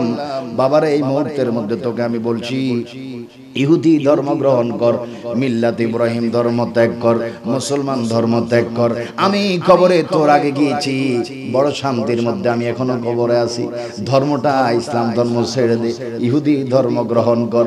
ওই মুহূর্তে যদি আপনার ঈমান যদি ঠিক থাকে, আপনি ডান দিক থেকে বাম দিকে আপনি মাথা ঘুরাইবেন, অর্থাৎ তার কথা আপনি বিশ্বাস করবেন না। বাম দিকে দেখবেন মারুবি শয়তানটা বসে আছে, ডাক দিবে, বাবারে 10 মাস 10 দিন তোর আমি কষ্ট করে পেটে ধারণ করেছি, জীবনের ঝুঁকি নিয়ে তোকে আমি প্রসব করেছি। ছোট্টবেলা তোর খাবারের রিজিক ছিল আমার দুধস্তরের মধ্যে। আজকে এমন সময় তোকে আমি বলছি, খ্রিস্টান ধর্ম গ্রহণ কর, খ্রিস্টান ধর্ম গ্রহণ কর, মুসলমান ধর্ম ত্যাগ কর। বাবা আমি তোর মা হয়ে বলছি, তোর আগে আমি মারা গেছি, তোর আগে আমি দুনিয়ার থেকে চলে গেছি, কবরের মধ্যে বড় শান্তি রয়েছি। তুই যদি মরতে চাস খ্রিস্টান ধর্ম গ্রহণ কর। হাদিস শরীফের মধ্যে রয়েছে, ওই মুহূর্তে তার ঈমান যদি মজবুত থাকে, ওই মানুষটা তার মায়ের দিক থেকেও কি করবে, মাথাটা সরাই ফেলবে, বাবার কথাও শুনবে না। বাবার ওই শয়তান ধোঁকা দিবে, শুনবে না। মার ওই শয়তান ধোঁকা দিবে, তাও তুমি শুনবে না। আমার মদিনার নবী বলেন, ওই মুহূর্তের মধ্যে তাফসীর কুরতুবীর মধ্যে এসেছে, আল্লাহ পাক যদি কোন বান্দার প্রতি মুমূর্ষ অবস্থায় যদি একটু মেহেরবানি করতে চান, একটু যদি দয়া করতে চান, ওই মুহূর্তের মধ্যে আল্লাহ পাক শয়তানদেরকে তাড়িয়ে দেওয়ার জন্য রহমতের ফেরেশতা পাঠিয়ে দেয়। সুবহানাল্লাহ। রহমতের ফেরেশতাদেরকে দেখা মাত্র ওই শয়তানগুলা ভয়ে দৌড়িয়ে পালিয়ে যায়। আজরাইল আলাইহিস সালাম হাজির হয়ে যায়। আজরাইল আলাইহিস সালাম যখন উপস্থিত হয়ে যায়, উপস্থিত হওয়ার পর এবার সুন্দরভাবে যারা ঈমানদার, যারা নেককার, যারা সলিহিন, যারা আবেদ, যারা আবেদা, যারা সলেহ, যারা সলেহা, ওই মুহূর্তে তাদেরকে সম্মান সুযোগভাবে আজরাইল আলাইহিস সালাম কত সুন্দরভাবে ডাক দেয় রূহটাকে আসার জন্য। ইয়া আইয়াতুহান নাফসুল মুতমাইন্না ইরজিই ইলা রাব্বিকি রাদিয়াতাম মারদিয়া। সুবহানাল্লাহ। ও প্রশান্ত আত্মা, তুমি তোমার প্রভুর দিকে ফিরে চলো। তুমি ছিলে তোমার আল্লাহর উপর রাজি, মহান আল্লাহ তোমার উপর রাজি। এজন্য হাদিসে এসেছে আজরাইল যখন এত সুন্দরভাবে রূহ বাহির করবে, মৃত্যুর কষ্ট হবে ঠিক কিন্তু অনুভব হবে না। ময়দার ভিতর থেকে চুল বাহির করতে ময়দা যেমন ডিস্টার্ব হয় না, একটা ইমানদার রূহ এমন ভাবে বাহির করবে ওই ইমানদারের কোনো কষ্ট অনুভব হবে না। জোরে বলুন সুবহানাল্লাহ। আল্লাহু আকবার। চিৎকার দিয়ে বলুন আল্লাহু আকবার। আরেকটু চিৎকার দিয়ে বলুন আল্লাহু আকবার। হাত তুলে বলুন আল্লাহু আকবার। চিৎকার দিয়ে বলুন আল্লাহু আকবার।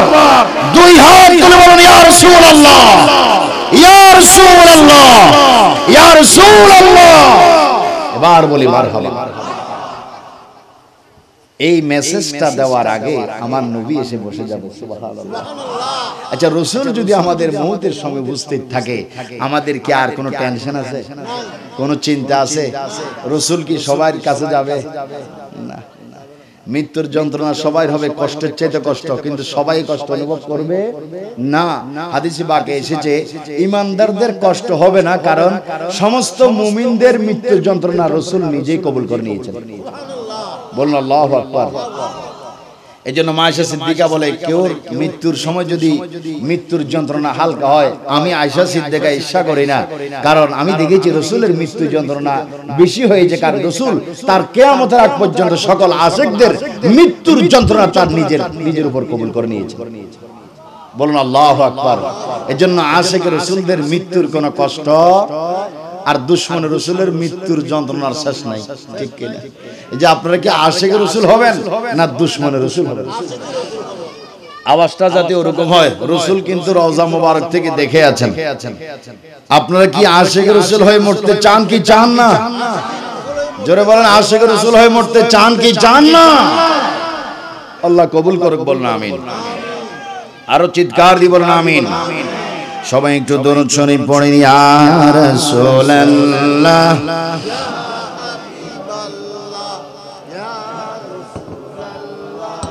ইয়া হাবিবাল্লাহ। শুনেছি হাদিসে, দেখিলে আপনাকে জীবনের গুনাহ জড়িয়া পড়ে, দয়া করি আদিও গো দেখা। ইয়া রাসূলুল্লাহ, ইয়া হাবিবাল্লাহ, ইয়া রাসূলুল্লাহ। আপনারই নূরের ঝলক লাগিয়া কবরের আধার যাবে চলিয়া। আপনারই নূরের ঝলক লাগিয়া কবরের আধার যাবে চলিয়া, দয়া করি আদিও গো দেখা। ইয়া রাসূলুল্লাহ, ইয়া রাসূলুল্লাহ। বাইরে আমার তোমার আমার লাশ প্যাকেট হয়ে যাবে। প্যাকেট হওয়ার পর জানাজার মাঠে নিয়ে যাবে। চার তাকবীরের শহীদ জানাজার নামাজ আদায় করা হবে, পড়ানো হবে। এবার তোমার আমার লাশটা কবরের পাড়ে নেওয়া হবে। কবরের ভিতরে আমাদেরকে লাশটা রাখবে। কবরের পশ্চিম পাড় হচ্ছে দুনিয়া, আর এই যে মাটির নিচ কোমর পর্যন্ত কবরটা খনন করা হয়, ওই কবরটা আর এই পশ্চিম পাড়টা দুনিয়া আর আখিরাত মাত্র এক কোমর বেশ কম। আল্লাহু আকবার। উপর এটার নাম দুনিয়া, এই যে কবরের নিচ মাটি এক কোমর নিচ, এটার নাম আখিরাত। আল্লাহু আকবার। দুনিয়া আর আখিরাত মাত্র এক কোমর বেশ কম।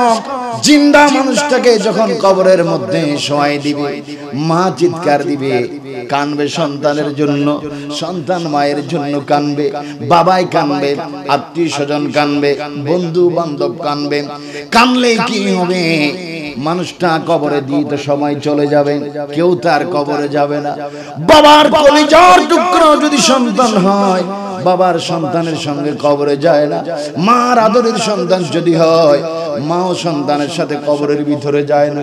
কেউ যায় না, কেউ যায় না, কেউ যাবে না, কেউ যাবে না।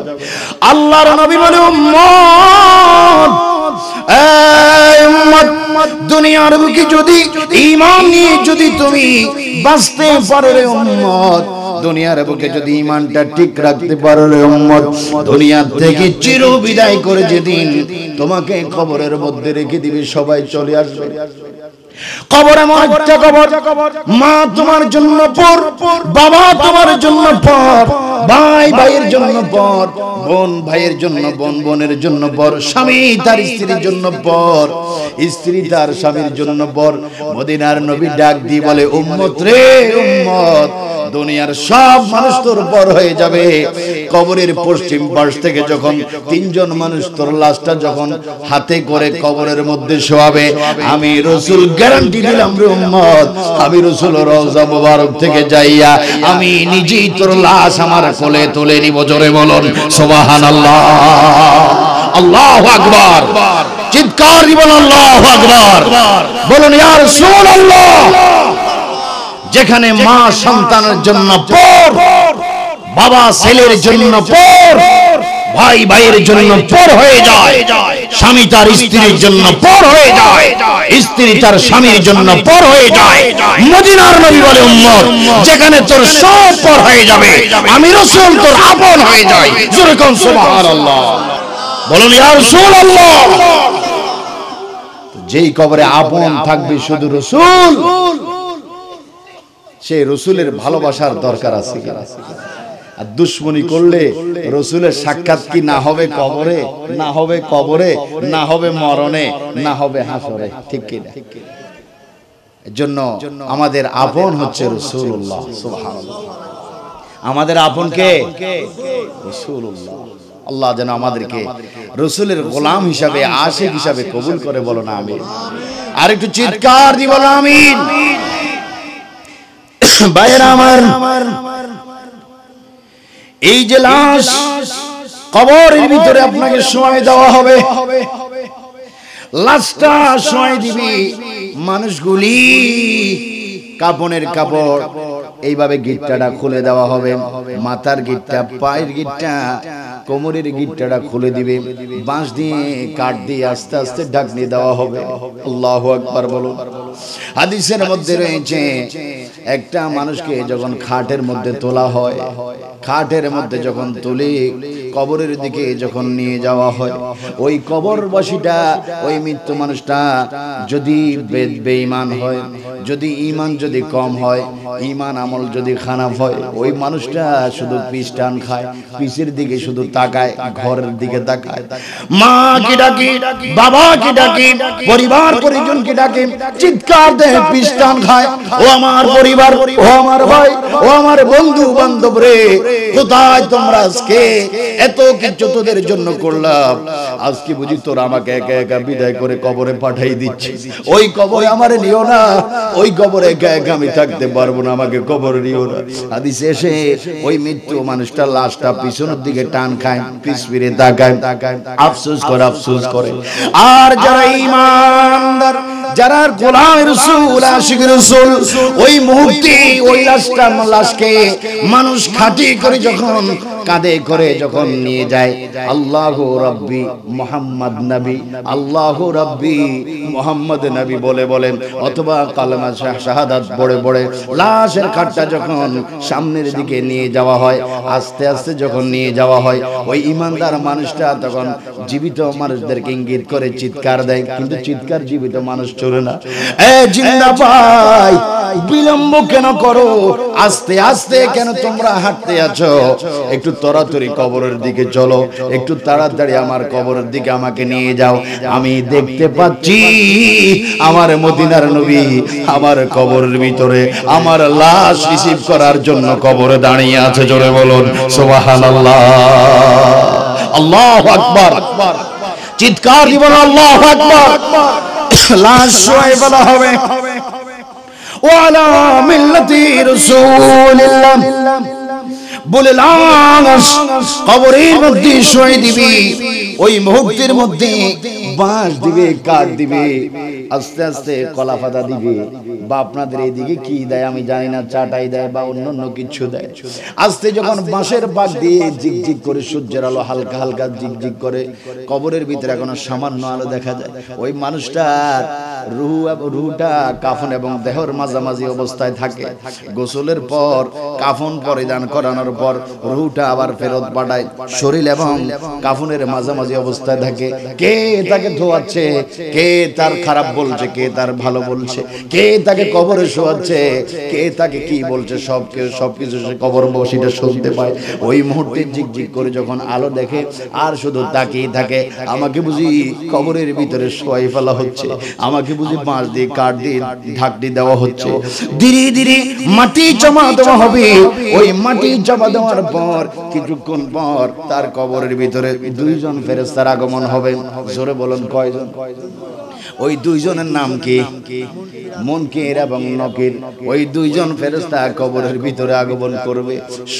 শোয়ানোর থেকে চিৎকার দিয়ে তাকে বসানো হবে, সজাগ করা হবে। ওই যে মাথার গিট্টাটা খুলে দেয়, কোমরের গিট্টাটাও খুলে দেওয়া হয়, পায়ের গিট্টাটাও খুলে দেওয়া হয়। কবরটা কিছু গ্যাপ রাখে, বাঁশ দিয়ে কাঠ দিয়ে গ্যাপ দেয়।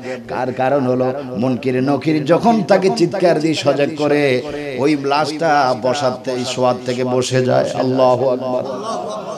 চিৎকার দিয়ে লাশ ওই মুহূর্তে ওই শোয়ার থেকে লাশটা বসে যাবে। ডান দিকে তাকাবে, অন্ধকার। বাম দিকে নজর করবে, অন্ধকার। সামনে নজর করবে, অন্ধকার। পিছনের দিকে ঘুরবে, দেখবে পিছনে অন্ধকার। চতুর্দিকে কেন অন্ধকার? হাতটা মারবে, দেখবে শুধু মাটি। বাম দিকে হাত মারবে, দেখবে মাটি। পিছনে মারবে মাটি, সামনে মারবে, দেখবে শুধু মাটি আর মাটি। ওই মুহূর্তে ওই লাশটা চিৎকার দিয়ে বলবি, হায় রে কোথায় দুনিয়া, আমি বুঝি কবরের মধ্যে এসে গিয়েছি। এটার নাম বুঝি কবর, এটার নাম বুঝি কবর। ওই মুহূর্তে মুনকির নকির বলবে, আল্লাহর বান্দারে, এটার নাম কবর। তুমি কবরের মধ্যে এসেছো। এটা আলমে বারজাখ, এটা আখিরাতের প্রথম মঞ্জিল। এই মঞ্জিলের মধ্যে তোমার ইন্টারভিউ রয়েছে। এখানের মধ্যে যদি তুমি ইন্টারভিউতে টিকতে পারো, তোমার আখিরাতের মঞ্জিলগুলো সহজ হয়ে যাবে। তোমার হাসর সহজ হয়ে যাবে, তোমার মিজান সহজ হয়ে যাবে, তোমার হাউজে কাউসার, তোমার ফুলসেরাত সহজ হয়ে যাবে, তোমার হাসর সহজ হয়ে যাবে। মৃত্যু ব্যক্তি, ইন্টারভিউ এখন তোমার শুরু হয়ে যাবে। যদি তুমি টিকতে পারো, তোমাকে তাইন্দাবাদ, তোমাকে মোবারকবাদ, তোমাকে ধন্যবাদ, তোমাকে খোশ আমদেদ। মৃত্যু ব্যক্তি, তোমাকে বলতে চাই, মান রব্বুকা, তোমার রবকে। সবাই বলুন নাম, রব কি? মান রব্বুকা, আপনারা বলুন রব্বি আল্লাহ। ওমা দীনুকা, কি জবাব দিবেন? দ্বীন আল ইসলাম। অনেকে জানে, অনেকে জানে না। অনেকে জানে, মুখে আসতেছে না, বলতে পারে না। কিন্তু যারা আজকে মান রব্বুকা ওয়া মা দীনুকা, এই উত্তরগুলা যারা জানেন না, পড়তেও জানেন না, বলতেও জানেন না, বা কখনো শুনেন নাই, ইমানদার হয়ে যদি কবরের মধ্যে যান, নবীর গোলাম হওয়ার কারণে ওই মুহূর্তে ফেরেশতার আরবি ভাষার উত্তর আপনি দিতে পারবেন। এই আল্লাহর বান্দা, তোমাকে সওয়াল করি, মান রব্বুকা, তোমার রবকে। বলবে রব্বি আল্লাহ। এবার বলবে ওয়া মা দীনুকা, তোমার দিন কি, তোমার ধর্ম কি? বলবে দ্বীন আল ইসলাম। আর যারা বেঈমান, যারা মুনাফিক হবে, তাদেরকে প্রশ্ন করার পর তারা বলবে হা লাদ্রি লাদ্রি, জানি না জানি না জানি না জানি না। অথচ দুনিয়াতে সারা জীবন নামাজ পড়ছে, অথচ দুনিয়াতে মেসওয়াক করছে, অথচ দুনিয়াতে মাথা কামাইছে, অথচ দুনিয়ার মধ্যে বহু ইবাদত করছে। কিন্তু এই ইবাদতগুলা তাদের আল্লাহর দরবারে কবুল হয় নাই। কারণ তাদের ইবাদতে ছিল দোকামি, তাদের ইবাদতে ছিল লোক দেখানো, তাদের ইবাদতের মধ্যে ছিল ভণ্ডামি। নবীর মহব্বত তাদের ইবাদতে ছিল না, নবীর প্রেম তাদের ইবাদতের মধ্যে ছিল না। নবী মুক্ত ইবাদত আল্লাহর দরবারে গ্রহণ নয়, নবী যুক্ত ইবাদত আল্লাহর দরবারে কবুল হয়। জোরে বলুন সুবহানাল্লাহ। এবার ফেরেশতারা বলবেন, মান হাযার রাজুল, তোমার কবরের ভিতরে এই যে সোনার একজন নূরের মানুষ দাঁড়িয়ে আছে, ওনাকে তুমি চিনোনি? বলবে হা হা লা আদ্রি লা আদ্রি, জানি না কে জানি না কেন জানে না জানেননি ওই যে দুনিয়ার মধ্যে বলতো নবী তো আমাদের মতো একজন মানুষ বদনসিব কমবক্ত নিজের মতো জানার কারণে নিজের অস্তিত্ব নাই রাসূলকে আবার কি চিনবে ঠিক কিনা ভাইরা আমার যারা ঈমানদার তাদেরকে বলা হবে মান রব্বুকা রব্বকে বলবে রব্বি আল্লাহ ওমা দীনুকা এবার বলবি দ্বীন আল ইসলাম এবার সুন্দর করে আদবের সহিত সুন্দর করে বলবে ও আল্লাহর বান্দা তোমাকে সওয়াল করতে চাই মান হাজার রাজুল বামা কুনতা তাকুলু ফি হক হাজার রাজুল এই যে তোমার কবরের ভিতরে সোনার একজন নূরের মানুষ দাঁড়িয়ে আছে এই মানুষটাকে তুমি চিনোনি এই মানুষটাকে তুমি জানোনি হাদিস শরীফের মধ্যে রয়েছে ওই আশিক রাসূলটা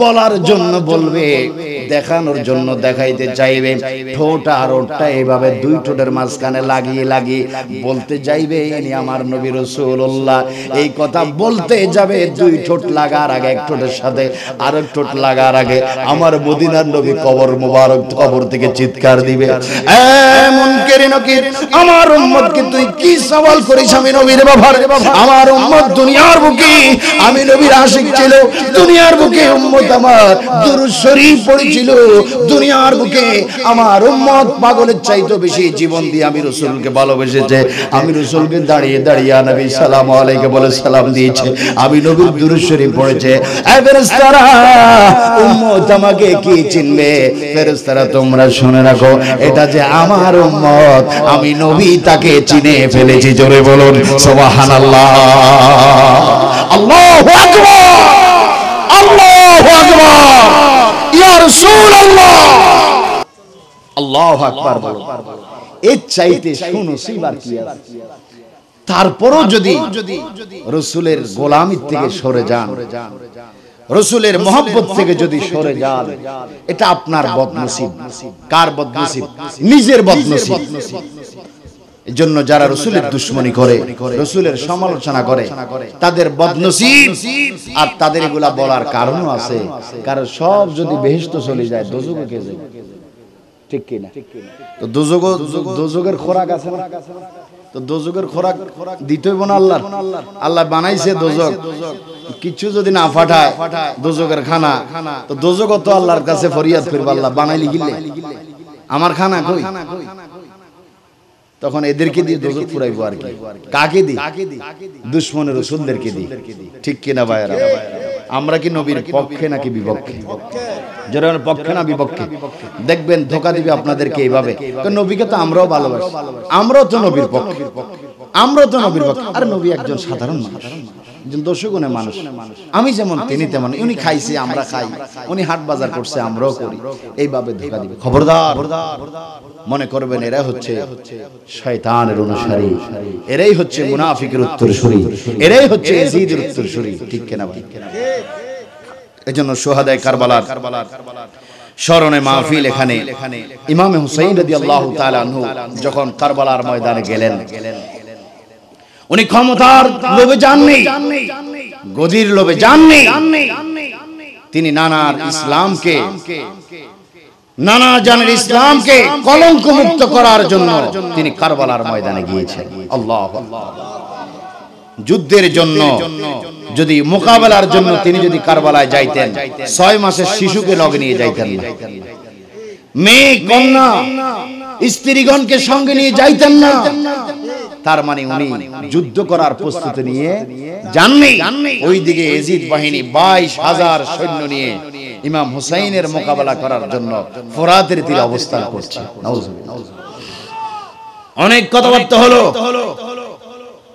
সর্বশেষ যুদ্ধের থেকে আপনার যুদ্ধ না হওয়ার জন্য ইমাম হুসাইন অনেক চেষ্টা করেছেন আচ্ছা আপনারা বলুন ইয়াজিদের হাতে কি ইমাম হুসাইন হাত রাখতে পারে ইমাম হুসাইন কি ইয়াজিদের হাতে বায়াত গ্রহণ করতে পারে আরে যিনি ইমাম তিনি আবার তানার আবার ইমাম কি হবে ঠিক কি না যুদ্ধ না হওয়ার জন্য চেষ্টা করেছেন অবশেষে এটা তো অন্য হিসাব। অবশেষে ইমাম হুসাইন অনেক ওয়াজ করলেন, নসিহত করলেন, কাজ হয়নি।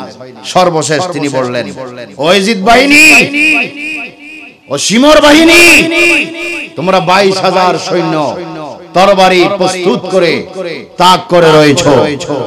তোমাদের মধ্যে 7,000 কোরআনে হাফেজ, 3,000 মুফতি, 6,000 মুফাসসির। এত মুফতি, এত মুফাসসির, এত কোরআনের হাফেজ তোমাদের সৈন্যের ভিতরে। ও ইয়াজিদ বাহিনী, তোমাদের এত সৈন্যের ভিতরে একজনও কি ইমানদার নাই? একজনও কি ইমানদার নেই? তার মানে এই কথা দ্বারা বুঝাইতে যাচ্ছেন শুধু মুফাসসির হলে ইমানদার হওয়া যায় না, মুহাদ্দিস হওয়ার নাম ইমানদার নয়, মুফতি হওয়ার নাম ইমানদার নয়, শুধু নামাজি হওয়ার নাম ইমানদার নয়। তোমাকে ইমানদার হতে হলে, তোমাকে ইমানদার হতে হলে, তোমাকে আল্লাহ ওয়ালা হতে হলে, ইমানদার হতে হলে তোমাকে নবীর মহব্বত, আহলে বায়াতের মহব্বত তোমার হৃদয়ের মধ্যে ধারণ করতে হবে। চিৎকার দিয়ে বলেন ঠিক। তোমার মধ্যে আমল থাকে লাভ কি? তোমার মধ্যে যদি গুমারি থাকে, তোমার মধ্যে ইবাদত থেকে লাভ কি? যদি তোমার ভিতরে যদি আহলে বায়াতের মহব্বত না থাকে, নবীর মহব্বত না থাকে, এই ইবাদতের কোনো মূল্য নাই, এই ইবাদতের কোনো গ্রহণযোগ্যতা নাই। তোমার ইবাদত, তোমার রিয়াজত, তোমার জিকির, তোমার ফিকির, তোমার সাধনা, তোমার বন্দেগী যদি আল্লাহর দরবারে কবুল করাইতে চাও, প্রতিটি ইবাদতের মধ্যে আমার নবীর মহব্বত থাকতে হবে। চিৎকার দিয়ে বলুন ঠিক কিনা? নবীর মহব্বত তুমি করো না তো কি হয়েছে? তুমি আজান দাও, আজানের মধ্যে আল্লাহর সাথে আল্লাহর রাসূলকে রেখে দিয়েছো। তুমি মুসলমান দাবি করছো, ইমানদার দাবি করছো, কলেমার মধ্যে আল্লাহ, আল্লাহর পাশে রাসূলের নাম রেখে দিয়েছেন। তুমি যে নামাজ পড়ছো ওই নামাজের ভিতরে আল্লাহ রাসূলকে রেখে দিয়েছে। সুবহানাল্লাহ। আসসালামু আলাইকা আইয়ুহান নবী ওয়া রাহমাতুল্লাহি ওয়া বারাকাতুহু। রাখছেন আরশ আজিমের প্রতিটি ইঞ্চি ইঞ্চি আল্লাহর পাশে রাসূলের নাম, জান্নাতের প্রতিটি দরজায় জানালায় আল্লাহর সাথে রাসূলের নাম। এটা কি আল্লাহ রাসূলের সাথে দুশমনি করে রাখছেন না মহব্বত করে রাখছেন? তা আল্লাহ যদি রাসূলকে এত মহব্বত করে, আমরা দুশমনি করি কেন? এটা কি খাটে নাকি? রাসূলের সাথে দুশমনি করা যায়? রাসূলের সাথে দুশমনি করলে কি ঈমান থাকবে? তো মহব্বত করেন আল্লাহ, আর আমরা মহব্বত করতে গেলে কয় শিরক, কয় বেদাত, কয় এত মহব্বত কি লাই আল্লাহর উপর তো যাই দিই না। নাউজুবিল্লাহ। উনি বুঝে, ওনার থেকে কম্পিউটার আছে, ক্যালকুলেটর আছে, বুঝে। আমরা রাসূলকে মহব্বত করি কি আল্লাহ মনে করে? আমরা রাসূলকে মহব্বত করি নবী মনে করে, আল্লাহর প্যারা হাবিব মনে করে, ঠিক কি না? আমরা তো আল্লাহ মনে করে রাসূলকে মহব্বত করি, রাসূলকে রাসূল মেনে আমরা মহব্বত করি, রাসূলকে মহব্বত করেন আল্লাহ। এজন্য আল্লাহ রাসূলের নাম রেখেছেন হাবিবুল্লাহ। সুবহানাল্লাহ বলেন, সুবহানাল্লাহ। আমার প্রিয় ভাইরা, ওই কবরের ভিতরে প্রশ্নের পর এবার ফেরেশতারা বলবে, ও আল্লাহর বান্দা, তুমি তো সুন্দর সুন্দর জবাব দিয়েছো, তোমার কবরের নূরের বিছানা বিছিয়ে দেওয়া হবে, কিয়ামত পর্যন্ত তুমি নূরের বিছানায় ঘুমাইতে থাকো, প্রিয়জন ছাড়া তোমাকে আর কেউ ডিস্টার্ব করবে না। সুবহানাল্লাহ। যেদিন কিয়ামত হয়ে যাবে, কিয়ামত যেদিন কায়েম হয়ে যাবে, হাসরের ময়দানে আমি আপনি সবাই উঠবো কিনা? সবাই আমরা কবর থেকে হাসরের ময়দানে উঠব। ইযাস সামাউন ফাতারাত ওয়া ইযাল কাওয়াকিবু ইনতাসারাত ওয়া ইযাল বিহারু ফুজ্জিরাত ওয়া ইযাল কুবুরু বুসিরাত। আল্লাহু আকবার। কবর থেকে আমরা উঠব।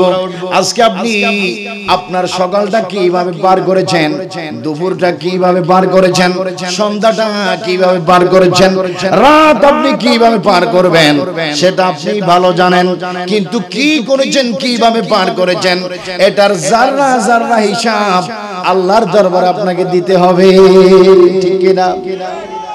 আল্লাহর দরবারে এই যাররা যাররা হিসাব আপনাকে দিতে হবে। ফামান ইয়ামাল মিসকালা যাররাতিন খায়রান ইয়ারা ওয়া মান ইয়ামাল মিসকালা যাররাতিন শাররান ইয়ারা। আল্লাহ পাক বলেন দুনিয়াতে তুমি যদি অনু পরিমাণ যদি যাররা পরিমাণ যদি নেক করো, ওই নেকটা সেদিন তুমি দেখতে পারবে। যাররা পরিমাণ যদি তুমি গুনাহ করো, ওই গুনাহটাও তোমার গুনাহ তুমি দেখবে। আল্লাহু আকবার। সেই দিন বিচার হবে, বিচার হবে। ওই দিন আপনার জবান বন্ধ থাকবে, এই জবানের মধ্যে সিল মারা হবে, এই জবানে তালা লাগিয়ে দেওয়া হবে, দুই ঠোঁট একসাথে বন্ধ করে দেওয়া হবে। কারণ আপনি মৃত্যু দুনিয়ার মধ্যে মিথ্যা কথা বলবেন, আখিরাত তো আল্লাহর সামনে মিথ্যা বলতে পারেন। এই জন্য আল্লাহ জবানটা সেদিন তালা মেরে দিবে। আল ইয়াওমা নাখতিমু আলা আফওয়াহিহিম ওয়া তুকাল্লিমুনা আইদিহিম ওয়া তাশহাদু আরজুলুহুম বিমা কানু ইয়াকসিবুন। আল্লাহ পাক বলে অবাধ্য মানুষের জবান আমি সিল গলা মেরে দিব। ওই দিন তাদের হাত আমার সাথে কথা বলবে, পাও আমার সাথে কথা বলবে, চোখ আমার সাথে কথা বলবে, জিহ্বা কথা বলতে পারবে না, মুখটা আটকানো থাকবে। এবার আমার প্রিয় ভাইয়েরা, এই দুনিয়ার মধ্যে আপনি আপনার পাওটা কোন দিকে নিচ্ছেন? কি মসজিদের দিকে যাচ্ছেন, ভালো কাজের দিকে যাচ্ছেন, না মন্দ কাজের দিকে যাচ্ছেন? এই পাওটা সেদিন সাক্ষী দিবে। আপনার হাতটা কি ভালো কাজে ব্যয় করছেন নাকি খারাপ কাজে ব্যয় করছেন? এই হাত সেদিন আপনার পক্ষে সাক্ষী দিবে, বিপক্ষ সাক্ষী দিবে, মন্দ হলে বিপক্ষে দিবে। আপনার চোখ সেদিন সাক্ষ্য দিবে, চোখ বলে দিবে আপনার এই চোখটা কোন দিকে আপনি দৃষ্টিপাত করেছেন। চোখ সেদিন বলে দিবে এই চক্ষুটা কি খারাপ দিকে নজর গিয়েছে নাকি ভালো দিকে নজর গিয়েছে। সেই দিন আপনি বাঁচার চেষ্টা করলেও বাঁচা সম্ভব নয়, কারণ আপনার শরীরের অঙ্গ প্রত্যঙ্গ আল্লাহর কাছে সেদিন অভিযোগ করবে। জোরে বলুন আল্লাহু আকবার।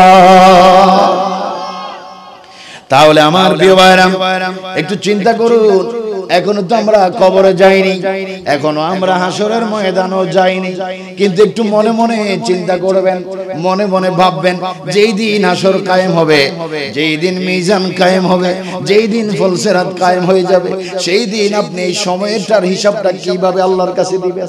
এই সকাল সন্ধ্যা, এই জীবন, এই যৌবন, এই যৌবনের হিসাব, জীবনের হিসাব, অর্থের হিসাব, সম্পদের হিসাব আল্লাহর দরবারে আপনি কিভাবে দিবেন? এদের জন্য হাদিস শরীফের মধ্যে রয়েছে, আব্দুল্লাহ ইবনে মাসউদ রাদিয়াল্লাহু তাআলা বলেন, ততক্ষণ পর্যন্ত কোন মানুষ জান্নাতের দিকে পা বাড়াইতে পারবে না যতক্ষণ পর্যন্ত 5টি প্রশ্নের উত্তর সে আল্লাহর কাছে দিবে না। প্রথম নম্বর, আল্লাহ পাক সওয়াল করবে, তোমাকে আমি জীবন দান করলাম, 30 বছর জীবন দিলাম, 50 বছর জীবন দিলাম, 70 বছর জীবন দিলাম, এই জীবনটা তুমি কিভাবে, কোন খাতে, কোন ভাবে কাটাইছো? সকাল কিভাবে কাটাইলা, দুপুর কিভাবে কাটাইলাম, মাস কিভাবে কাটাইলাম, বছর কিভাবে কাটাইলাম, এটার হিসাব আল্লাহ পাক চাইবেন সেদিন। দিতে যদি না পারো কি অবস্থা হবে? উপায় কি থাকবে? উপায় থাকবে না। ভাইরা আমার, এবার 2 নম্বর প্রশ্ন করবে, তোমাকে যৌবনকাল দিলাম, যৌবনকালের মহামূল্যবান সময়টা কোন ভাবে ব্যয় করেছো, কিভাবে ব্যয় করেছো? তুমি ধনবান হয়েছো, তুমি ধনী হয়েছো, শিল্পপতি হয়েছো, ওই শিল্পপতিটা যে তুমি হয়েছো, ওই সম্পদটা তুমি কোথা থেকে আহরণ করেছো, কিভাবে সম্পদ আহরণ করেছো, কি হারাম ভাবে না হালাল ভাবে, এটার হিসাব দিতে হবে। এবং সম্পদগুলি তুমি কোন খাতে ব্যয় করেছো এটারও হিসাব দিতে হবে। এবং হিসাব দিতে হবে হক্কানি নায়েবে রাসূল আলেমদের জবানে তুমি যা শুনেছো সেই অনুযায়ী তুমি আমল করছিলা কিনা। কয়টা হলো? জোরে বলুন, কয়টা হলো? এই 5টা প্রশ্নের উত্তর যদি আল্লাহ আমাদের থেকে সেদিন চায়, আমরা কি দিতে পারবো না? দিতে পারবো না। কারণ ফজর সময় থাকেন ঘুমে, যোহরের সময় থাকেন খেতে, আসরের সময় থাকেন দোকানে, মাগরিবের সময় থাকেন অন্যান্য জায়গায়। এই সময়টা কিন্তু চলে যাচ্ছে, এই সময়টা পার করে দিচ্ছে, এই সময়টা আজ চলে যাচ্ছে। কিয়ামতের আগে এই সময়টা আর কোনোদিন ফেরত পাবেন না। যতদিন যাচ্ছে তত আপনার বয়স মাইনাস হচ্ছে, কবর সামনের দিকে অগ্রসর হচ্ছে, হাসর সামনের দিকে অগ্রসর হচ্ছে।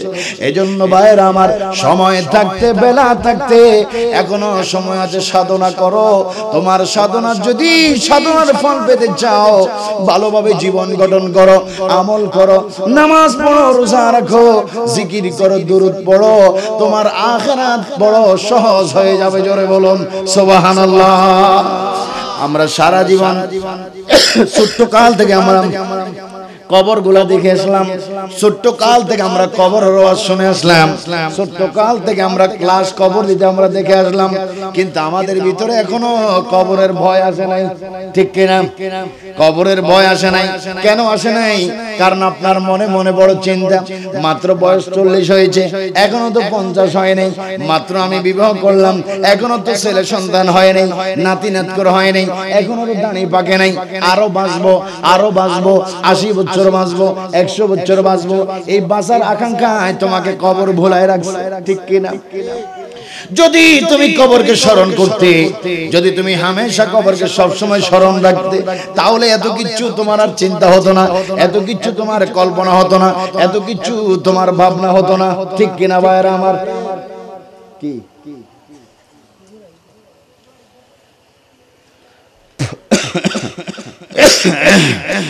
কই মাইক চলে না? নারায়ে তাকবীর, নারায়ে রিসালাত, নারায়ে তাকবীর, নারায়ে রিসালাত, নারায়ে গাউসিয়া, আহলে সুন্নাত ওয়াল জামাত। প্রধান ওয়াইজিনের আগমন, শুভেচ্ছার স্বাগতম। প্রধান ওয়াইজিনের আগমন, শুভেচ্ছার স্বাগতম। আহলান সাহলান, মারহাবা মারহাবা। আসসালামু আলাইকুম। ভালো আছেন? সম্মানিত উপস্থিতি, আমাদের মধ্যে এসে উপস্থিত হয়েছেন হালিমপুর আল হাসনাইন কাফেলা এলাকাবাসী ও হালিমপুর প্রবাসী সমাজ কল্যাণ সমিতির ব্যবস্থাপনায় পবিত্র শহরে কারবালাহ ও জসমিতে মিলাদুন নবী সাল্লাল্লাহু আলাইহি ওয়াসাল্লামের জন্ম উপলক্ষে ঐতিহ্যবাহী হালিমপুর কারবালাবাড়ি জামে মসজিদের মাঠ সংলগ্ন ময়দানে ঐতিহাসিক সঙ্গী সম্মেলনের সম্মানিত প্রধান ওয়াইজ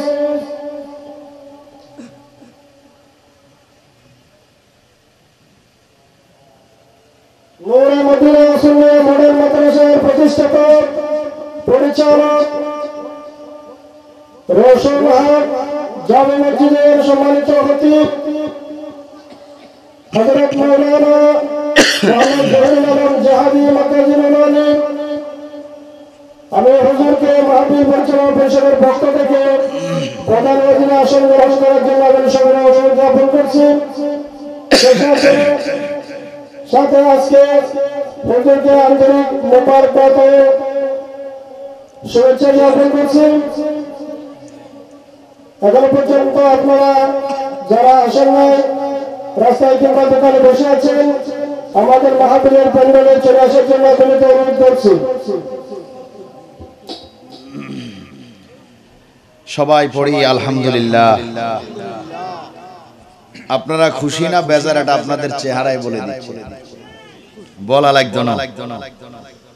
আমাদের আজকে মাহফিলের প্রধান ওয়াইজ, বিশিষ্ট আলেমে দ্বীন, প্রখ্যাত আলেমে দ্বীন হযরতুল হাজ আল্লামা মাওলানা মুহাম্মদ জহিরুল আলম জেহাদি সাহেব মাদ্দাজিল্লাহুল আলী হুজুর আমাদের মঞ্চে তাশরীফ এনেছেন। সবাই উচ্চ স্বরে পড়ি আলহামদুলিল্লাহ। আমরা সবাই আখিরি মুনাজাত পর্যন্ত থাকবো তো? সবাই শেষ মুনাজাত পর্যন্ত আসি তো?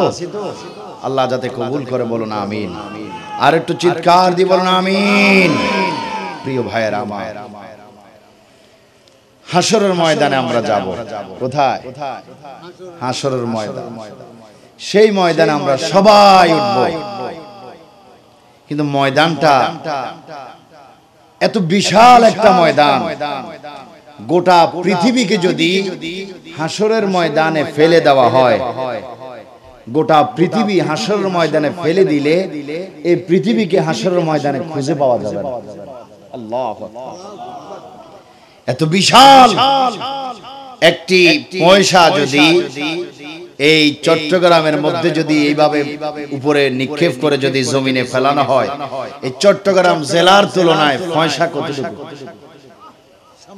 আয় হায় হায়, কয় হাসরের ময়দানে পৃথিবীটাকে ফেলে দিলে এরকম পয়সার মতো খুঁজে পাওয়া যাবে। আল্লাহু আকবার। সেই ময়দানে আমরা উঠব, সবাই উলঙ্গ, পোশাক নেই, মা ছেলের পাশ দিয়ে হেঁটে যাবে, ছেলে মায়ের পাশ দিয়ে হেঁটে যাবে, স্বামী স্ত্রীর পাশ দিয়ে, স্ত্রী স্বামীর পাশ দিয়ে হেঁটে যাবে। কেউ কেউর দিকে একটা সেকেন্ড নজর করার সুযোগ হবে না। শুধুমাত্র হাসরের মাঠে মানুষ পাওটা রাখার জায়গা পাবে আর হাত লাড়বে সেই সুযোগ পাবে না, মাথা ঘুরাবে সেটা পাবে না, পিঠ চুলকাবে সূর্যের তাপে, পিঠ চুলকাবে, হাত নেওয়ার ক্ষমতা থাকবে না, পাও ব্যথা হবে, বসার কোনো ক্ষমতা থাকবে না। সেই ময়দানের মধ্যে সমস্ত মানুষ নফসি ইয়া নফসি করবে, সমস্ত মানুষ নফসি নফসি করবে। আমার নবী সেদিন মাকামে মাহমুদের গোড়ায় সিজদায় পড়ে উম্মতি বলে বলে শুধু কাঁদতে থাকেন, আল্লাহু আকবার, আল্লাহু আকবার। সেদিন সব মানুষ নফসি নফসি করবে, মানুষ দিক বিদিক হয়ে পেরেশান হয়ে, মানুষ ছুটাছুটি করবে, দৌড়াদৌড়ি করবে। 50,000 বছরের বিশাল সময় পার হচ্ছে না যদি কেউ যদি আমাদের জন্য একটু সুপারিশ করত, আল্লাহু আকবার, কেউ যদি আমাদের জন্য একটু সুপারিশ করত। এই করতে করতে বলতে বলতে করতে করতে হাসরের ময়দানের 50,000 বছর পার হয়ে যাবে। এই প্রথম সুপারিশটা হবে বিচারের কাজ আরম্ভ করার জন্য। এই সুপারিশকে বলা হয় শাফাআতে কুবরা, আল্লাহু আকবার। এই শাফাআতে কুবরা আল্লাহ পাক কোন নবীকে দান করেননি, একমাত্র আমার নবীকে দান করেছেন, সুবহানাল্লাহ। কিন্তু সমস্ত নবীগণ সুপারিশ করবে, সমস্ত হক্কানি আউলিয়া কেরামগণ সুপারিশ করবে। আমাদের নবী তো এমনিতেই সুপারিশের মালিক, তিনি তো করতে করতে সকল উম্মতকে জান্নাতে পৌঁছে দিবে, সুবহানাল্লাহ। عن عثمان بن عفان رضي الله تعالى عنه يشفع يوم القيامة ثلاثة الأنبياء ثم العلماء ثم الشهداء। চিৎকার দিয়ে বলো সুবহানাল্লাহ। তিন শ্রেণীর মানুষ হাসরের মাঠে সুপারিশ করবে। এক নম্বর হচ্ছে আম্বিয়া কেরাম, দুই নম্বর হচ্ছে হক্কানি আউলিয়া কেরাম, তিন নম্বর হচ্ছে শুহাদায়ে কেরাম। জোরে বল সুবহানাল্লাহ। আর আমার নবী তো সুপারিশ করবেন এবং শাফাআতে কুবরার অধিকারী আল্লাহ পাক আমার নবীকে দান করেছেন।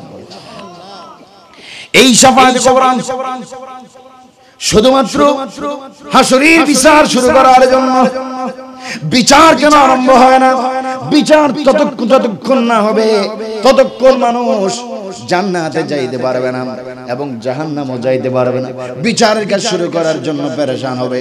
মাথার উপরে 12টা সূর্য এইভাবে নিচের দিকে থাকবে, এক হাত উপরে অথবা এক বিগত উপরে 12টা সূর্য আমাদের মাথার উপরের মধ্যে থাকবে। মগজ গলে যাবে, মাথা ফেটে যাবে, শরীর থেকে পসিনা বাইর হয়ে সাগরে পরিণত হবে। কেউর হাঁটু পর্যন্ত, কেউর বুক পর্যন্ত, কেউর সিনা পর্যন্ত ঘামে পরিণত হয়ে যাবে, কেউ হাবুডুবু খাবে। ভাইয়েরা আমার, বুখারী শরীফের হাদিসের মধ্যে এসেছে ওই মুহূর্তে মানুষগুলা পেরেশান হবে। কেউ যদি আমাদের জন্য একটু সুপারিশ করতো আল্লাহর দরবারে, কেউ যদি বিচারের কাজ শুরু করার জন্য আল্লাহর দরবারে সুপারিশ করতো, হঠাৎ করে সমস্ত উম্মতে মুহাম্মাদিরা দূর থেকে দেখতে পারবেন আরশ আজিমের সার কিনারায় হযরত বাবা আদম সফিউল্লাহ তিনি বসে আছেন। আরশ আজিমের সার কিনারায় তিনি বসে আছেন। সমস্ত মানুষগুলা দৌড় দিয়ে বাবা আদম নবীর কাছে চলে যাবে। বাবা আদম নবীর কাছে গিয়ে বলবে, ও বাবা আদমে বাশার, বাবা আদমে বাশার, আপনি আমাদের বাবা, আপনি দুনিয়ার প্রথম মানুষ, দুনিয়ার মধ্যে আপনি গিয়েছেন, মেহেরবানি করে আমাদের জন্য আজকে একটু আল্লাহর দরবারে সুপারিশ করুন। আল্লাহর দরবারে একটু কাঁদেন। হাসরের ময়দানের বারা সহ্যের তাপ আমরা সহ্য করতে পারি না, একটু সুপারিশ করুন। আদম নবী বলবে আমি তোমাদের জন্য আজকে সুপারিশ করতে পারবো না। যদি সুপারিশ তোমরা চাও রে, ওই যে মূসা কালিমুল্লাহ, ওই যে নূহ পয়গম্বর দেখা যায়, ওনার কাছে তোমরা চলে যাও। এটা শুধুমাত্র শাফাআতে কুবরা, এটা শুধুমাত্র বিচার আরম্ভ করার জন্য দৌড়ে পেরেশান। নূহ নবীর কাছে যাব, নূহ নবী তিনি বলবেন আমি পারবো না। এবার বলবে তোমরা ইব্রাহিম নবীর কাছে যাও। ইব্রাহিম নবী বলবে আমিও তোমাদের জন্য আজকে সুপারিশ করতে পারবো না। তবে সুপারিশ পাওয়ার জন্য যদি তোমরা ঠিক নির্দিষ্ট একটা ঠিকানা পেতে চাও, ওই যে একজন পয়গম্বর দেখা যায় গুফতে মূসা বা খুদাদার কোহে তোর, ওই মূসা কালিমুল্লাহ সরাসরি কোহে তোর পাহাড়ের উপর আল্লাহর সাথে কালাম করতেন, কথা বলতেন। হয়তো আজকে ওনার কাছে গেলে তোমরা একটা সুব্যবস্থা তোমাদের হতে পারে, ওইখানে তোমরা চলে যাও। সমস্ত মানুষগুলো ওনার কাছে থেকে ওনার কাছে চলে যাবে। ও মূসা কালিমুল্লাহ, আপনি তো আল্লাহর সঙ্গে সরাসরি কথা বলতেন, একটু আমাদের জন্য একটু আল্লাহর দরবারে সুপারিশ করুন। বারো সূর্যের তাপ আমরা সহ্য করতে পারি না। মূসা কালিমুল্লাহ বলবে আমি যদিও সরাসরি আল্লাহর দরবারে আল্লাহর সঙ্গে কালাম করতাম, আজকে আমার সেই ক্ষমতা নাই সুপারিশ করার জন্য, বিচার কাজ আরম্ভ করার জন্য, আল্লাহর কাছে দরখাস্ত করার মতো ক্ষমতা সাহস আমার নাই। এবার সমস্ত মানুষ, সমস্ত উম্মতে মুহাম্মাদি হযরত ঈসা রূহুল্লাহর কাছে চলে যাবেন। ওগো ঈসা রূহুল্লাহ, আপনি দুনিয়ার মধ্যে একবার গিয়েছেন, আবার আসমানের মধ্যে চলে গিয়েছেন, আবারও কিয়ামতের আগে আপনি দুনিয়ার মধ্যে গিয়েছেন। আখিরি জামানার নবীর উম্মত হওয়ার জন্য একটু মেহেরবানি করে আমাদের জন্য একটু আল্লাহর দরবারে সুপারিশ করুন। আল্লাহর দরবারে একটু কাঁদেন। ঈসা নবী বলবেন এ উম্মতে মুহাম্মাদি, তোমরা আমার কাছে কেন এসেছো? ওই যে বিশাল দূরের মধ্যে বিশাল একটা নূরের সিংহাসন দেখা যায়, ওই সিংহাসন বরাবর আরেকটা নূরের লাইট দেখা যায়। ওই লাইট, ওই কুরসির নাম আল্লাহ কোরআনের মধ্যে বলেছেন আসা আইয়া বাসাকা রাব্বুকা মাকামাম মাহমুদা। সুবহানাল্লাহ। ঈসা নবী বলবেন হে উম্মতে মুহাম্মাদি, ওই যে বিশাল একটা কুরসি দেখা যায়, বিশাল একটা নূরের লাইট দেখা যায়, ওই লাইটের নিচে তোমরা চলে যাও। তোমরা সেখানে গিয়ে দেখবে হাসরের ময়দানের কান্ডারি দু জাহানের বাদশা নবী মুহাম্মদুর রাসূলুল্লাহ সাল্লাল্লাহু আলাইহি ওয়াসাল্লাম সিজদায় পড়ে পড়ে উম্মতি করে করে তোমাদের নাম ধরে ধরে আল্লাহর দরবারে কাঁদতেছে। জোরে বলুন সুবহানাল্লাহ। সমস্ত মানুষ ঠিকানা পেয়ে আখির নবীর দরবারে চলে যাব। আমার নবী সিজদার মধ্যে পড়ে থাকবে, উম্মতি মুহাম্মাদিগুলা সেখানে ঠিকানা পেয়ে মাকামে মাহমুদের কিনারায় গিয়ে ডাক দেবে ইয়া রাসূলুল্লাহ ইয়া হাবিবাল্লাহ, ইয়া রাসূলুল্লাহ ইয়া হাবিবাল্লাহ বলে যখন ডাক দিবে, আমার নবী সিজদা মোবারক থেকে মাথা মোবারক তুলবে, দেখবে তার আশিক উম্মতরা হাজির। সুবহানাল্লাহ। এটা দেখার পর আমার নবী আবার সিজদা দিয়ে দিবেন। এবার আল্লাহর যতক্ষণ পর্যন্ত ইচ্ছা হবে ততক্ষণ পর্যন্ত আমার নবী সিজদার মধ্যে পড়ে থাকবেন এবং আমার নবী সিজদা মোবারক থেকে মাথা মোবারক তুলবেন না। শুধু হাবিবের চেহারা মোবারক, হাবিবের শের মোবারক জমিন থেকে তোলার জন্য, সিজদার থেকে মাথা মোবারক উঠানোর জন্য আল্লাহ পাক সেদিন আমার নবীকে তিনটা ওয়াদা করবেন। সেই ওয়াদা করার কারণ হলো আল্লাহ পাক আমার নবীকে দুনিয়াতে ওয়াদা করে দিয়েছেন ওয়ালা সাফা ইউতিকা রাব্বুকা ফাতারদা। হাবিব, আমি আপনাকে সন্তুষ্ট করব হাসরের মাঠে, আপনার উম্মতের ব্যাপারে আমি আপনাকে লজ্জিত করব না, সন্তুষ্ট করব। ওই ওয়াদা আল্লাহ পাক রক্ষা করার জন্য আল্লাহ পাক আমার নবীকে সিজদা মোবারক থেকে মাথা মোবারক উঠার জন্য সেদিন তিনটা ওয়াদা করবেন। হাবিব, বন্ধু, আপনি হাসরের ময়দানে কেন কাঁদেন? আপনি হাসরের ময়দানে কাঁদবেন না, এটা আপনার কাঁদার জন্য নয়। হাবিব গো, আপনি আজকে আমার কাছে যা চাইবেন আমি আপনাকে তা দিব, আপনি যা বলবেন আমি আজকে আপনাকে তা দিব। আজকে আপনি যার জন্য সুপারিশ করবেন আমি রব্বুল আলামিন তা কবুল করব। জোরে বলুন সুবহানাল্লাহ। আমার নবী খুশির সংবাদ শুনবেন, আমার নবী খুশির সংবাদ শুনে বলবেন আল্লাহ, ও আল্লাহ, তোমার কাছে আমি কি চাই সেটা তো তুমি জানো।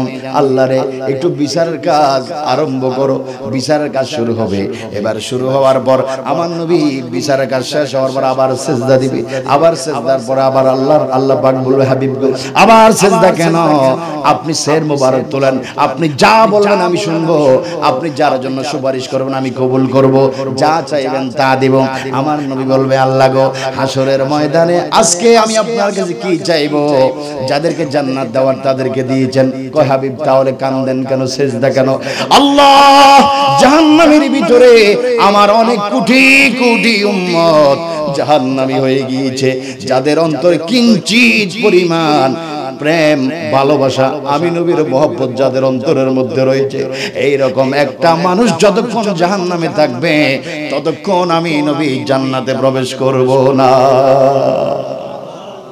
সুবহানাল্লাহ বলুন, সুবহানাল্লাহ। আজকে বেঈমানরা নবীর সুপারিশ মানে না, নবীর সুপারিশ চায় না। অথচ বুখারী শরীফের মধ্যে অসংখ্য হাদিস রয়েছে রাসূল পাকের শাফাআতের ব্যাপারে, কোরআনুল কারীমে শাফাআতের ব্যাপারে ওয়াকিয়া রয়েছে। অথচ এক পাড়ি দাজ্জাল পাড়ি রয়েছে। কয় নবী হাসরের মাঠে সুপারিশ কি করবে? নিজেই তো হাসরের ময়দানে বেল বেল করে কাঁদতে থাকবে। নাউজুবিল্লাহ। একটু চিন্তা করেন কত বড় বেয়াদব। ওই যে আমি প্রথমে বললাম, যারা বলে নিজেদেরকে, যারা বলে নবী তাদের মতো একজন মানুষ, ওই নিজেরা বেলবেল করবে, সেদিন শাফাত পাবে না। এজন্য রাসূলকে ওরকম মনে করে। নাউজুবিল্লাহ বলুন। আমার প্রিয় ভাইরা, আপনি নামাজ পড়েন, নামাজ পড়ে লাভ নাই। আপনি রোজা রাখবেন, রোজা রেখে লাভ কি? আপনি হজ করেন, হজ করে লাভ হবে কি? যদি আপনাকে যদি হাসরের মাঠে রাসূল যদি সুপারিশ না করে, যদি সুপারিশ না করে। এজন্য মা আয়েশা সিদ্দিকা রাদিয়াল্লাহু তাআলা আল্লাহর নবীর চরণ মোবারক আরজি রাখলেন, আয়া কায়া রাসূলুল্লাহ, আয়া কায়া হাবিবাল্লাহ। কোন মানুষ যদি নামাজ ঠিকমতো পড়ে, রোজা যদি ঠিকমতো রাখে, হজ যদি ফরজ হলো যদি হজ করে, শরীয়তের হুকুম আহকামগুলো যদি ঠিকমতো পালন করে, তাইলে কি একটা মানুষ কি জান্নাতে যাইতে পারবে নাকি? আমার নবী বলে, আয়েশা রে, ও আয়েশা, কোন মানুষ ততক্ষণ পর্যন্ত নামাজ রোজা হজ জাকাত করে জান্নাতে প্রবেশ করতে পারবে না যতক্ষণ পর্যন্ত হাসরের মাঠে আমি রাসূল তার জন্য সুপারিশ না করব। জোরে বলুন সুবহানাল্লাহ। এই জন্য ভাইয়েরা আমার, নামাজ পড়ে লাভ হবে কি? শাফাত যদি অস্বীকার করো, রোজা রেখে লাভ হবে কি? শাফাত যদি তুমি অস্বীকার করো, হজ করে লাভ হবে কি? শাফাত যদি অস্বীকার করো। কারণ শাফাতের গ্যারান্টি আল্লাহ রাসূল আমাদেরকে দিয়েছেন। আর শাফাতের গ্যারান্টি আল্লাহ রাসূল আশিক রাসূলকে দিয়েছেন। যারা ইমানদারের মধ্যে যারা গুনাহগার হবে, তাদের গুনাহগারদের ব্যাপারে আল্লাহর রাসূল গ্যারান্টি দিয়েছেন, শাফাআতি লি আহলিল কাবায়ের মিন উম্মতি। আমার আশিক উম্মতের মধ্যে যারা গুনাহগার হবে, যারা গুনার পাহাড় নিয়ে উঠবে, আমি রাসূলুল্লাহ হাসরের ময়দানে আমি তাদের জন্য সুপারিশ করে তাদেরকে জান্নাতে পৌঁছাই দিব। জোরে বলুন সুবহানাল্লাহ। তাহলে আমার আমরা হাসরের মাঠে নবীর সুপারিশ চাই কি চাই না? চিৎকার দিয়ে বলুন, চান কি চান না? নবীর সুপারিশ পাইতে হলে, নবীর সুপারিশ চাইতে হলে নবীর মহব্বত অন্তরে থাকতে হবে কিনা? আমিন কোন আমিন, আরো জোরে কোন আমিন। নবীর মহব্বতের বিকল্প আর কিছু আছে নাকি? উপস্থিত শ্রোতা মণ্ডলী, আলেম ওলামা, আল্লামা, তুফাহাম আযম যারা উপস্থিত রয়েছেন, আল্লাহ পাক উনাদের সাথে, সকলের সাথে আল্লাহ আমাকেও কবুল করুক, সবাইকে কবুল করুক। আপনাদেরকে অনেক অনেক মোবারকবাদ, জিন্দাবাদ, ধন্যবাদ, তাইন্দাবাদ, খুশ আমদের জানিয়ে আজকের মতো এখানেই আমি বিদায় নিচ্ছি। আসসালামু আলাইকুম ওয়া রাহমাতুল্লাহি ওয়া বারাকাতুহু।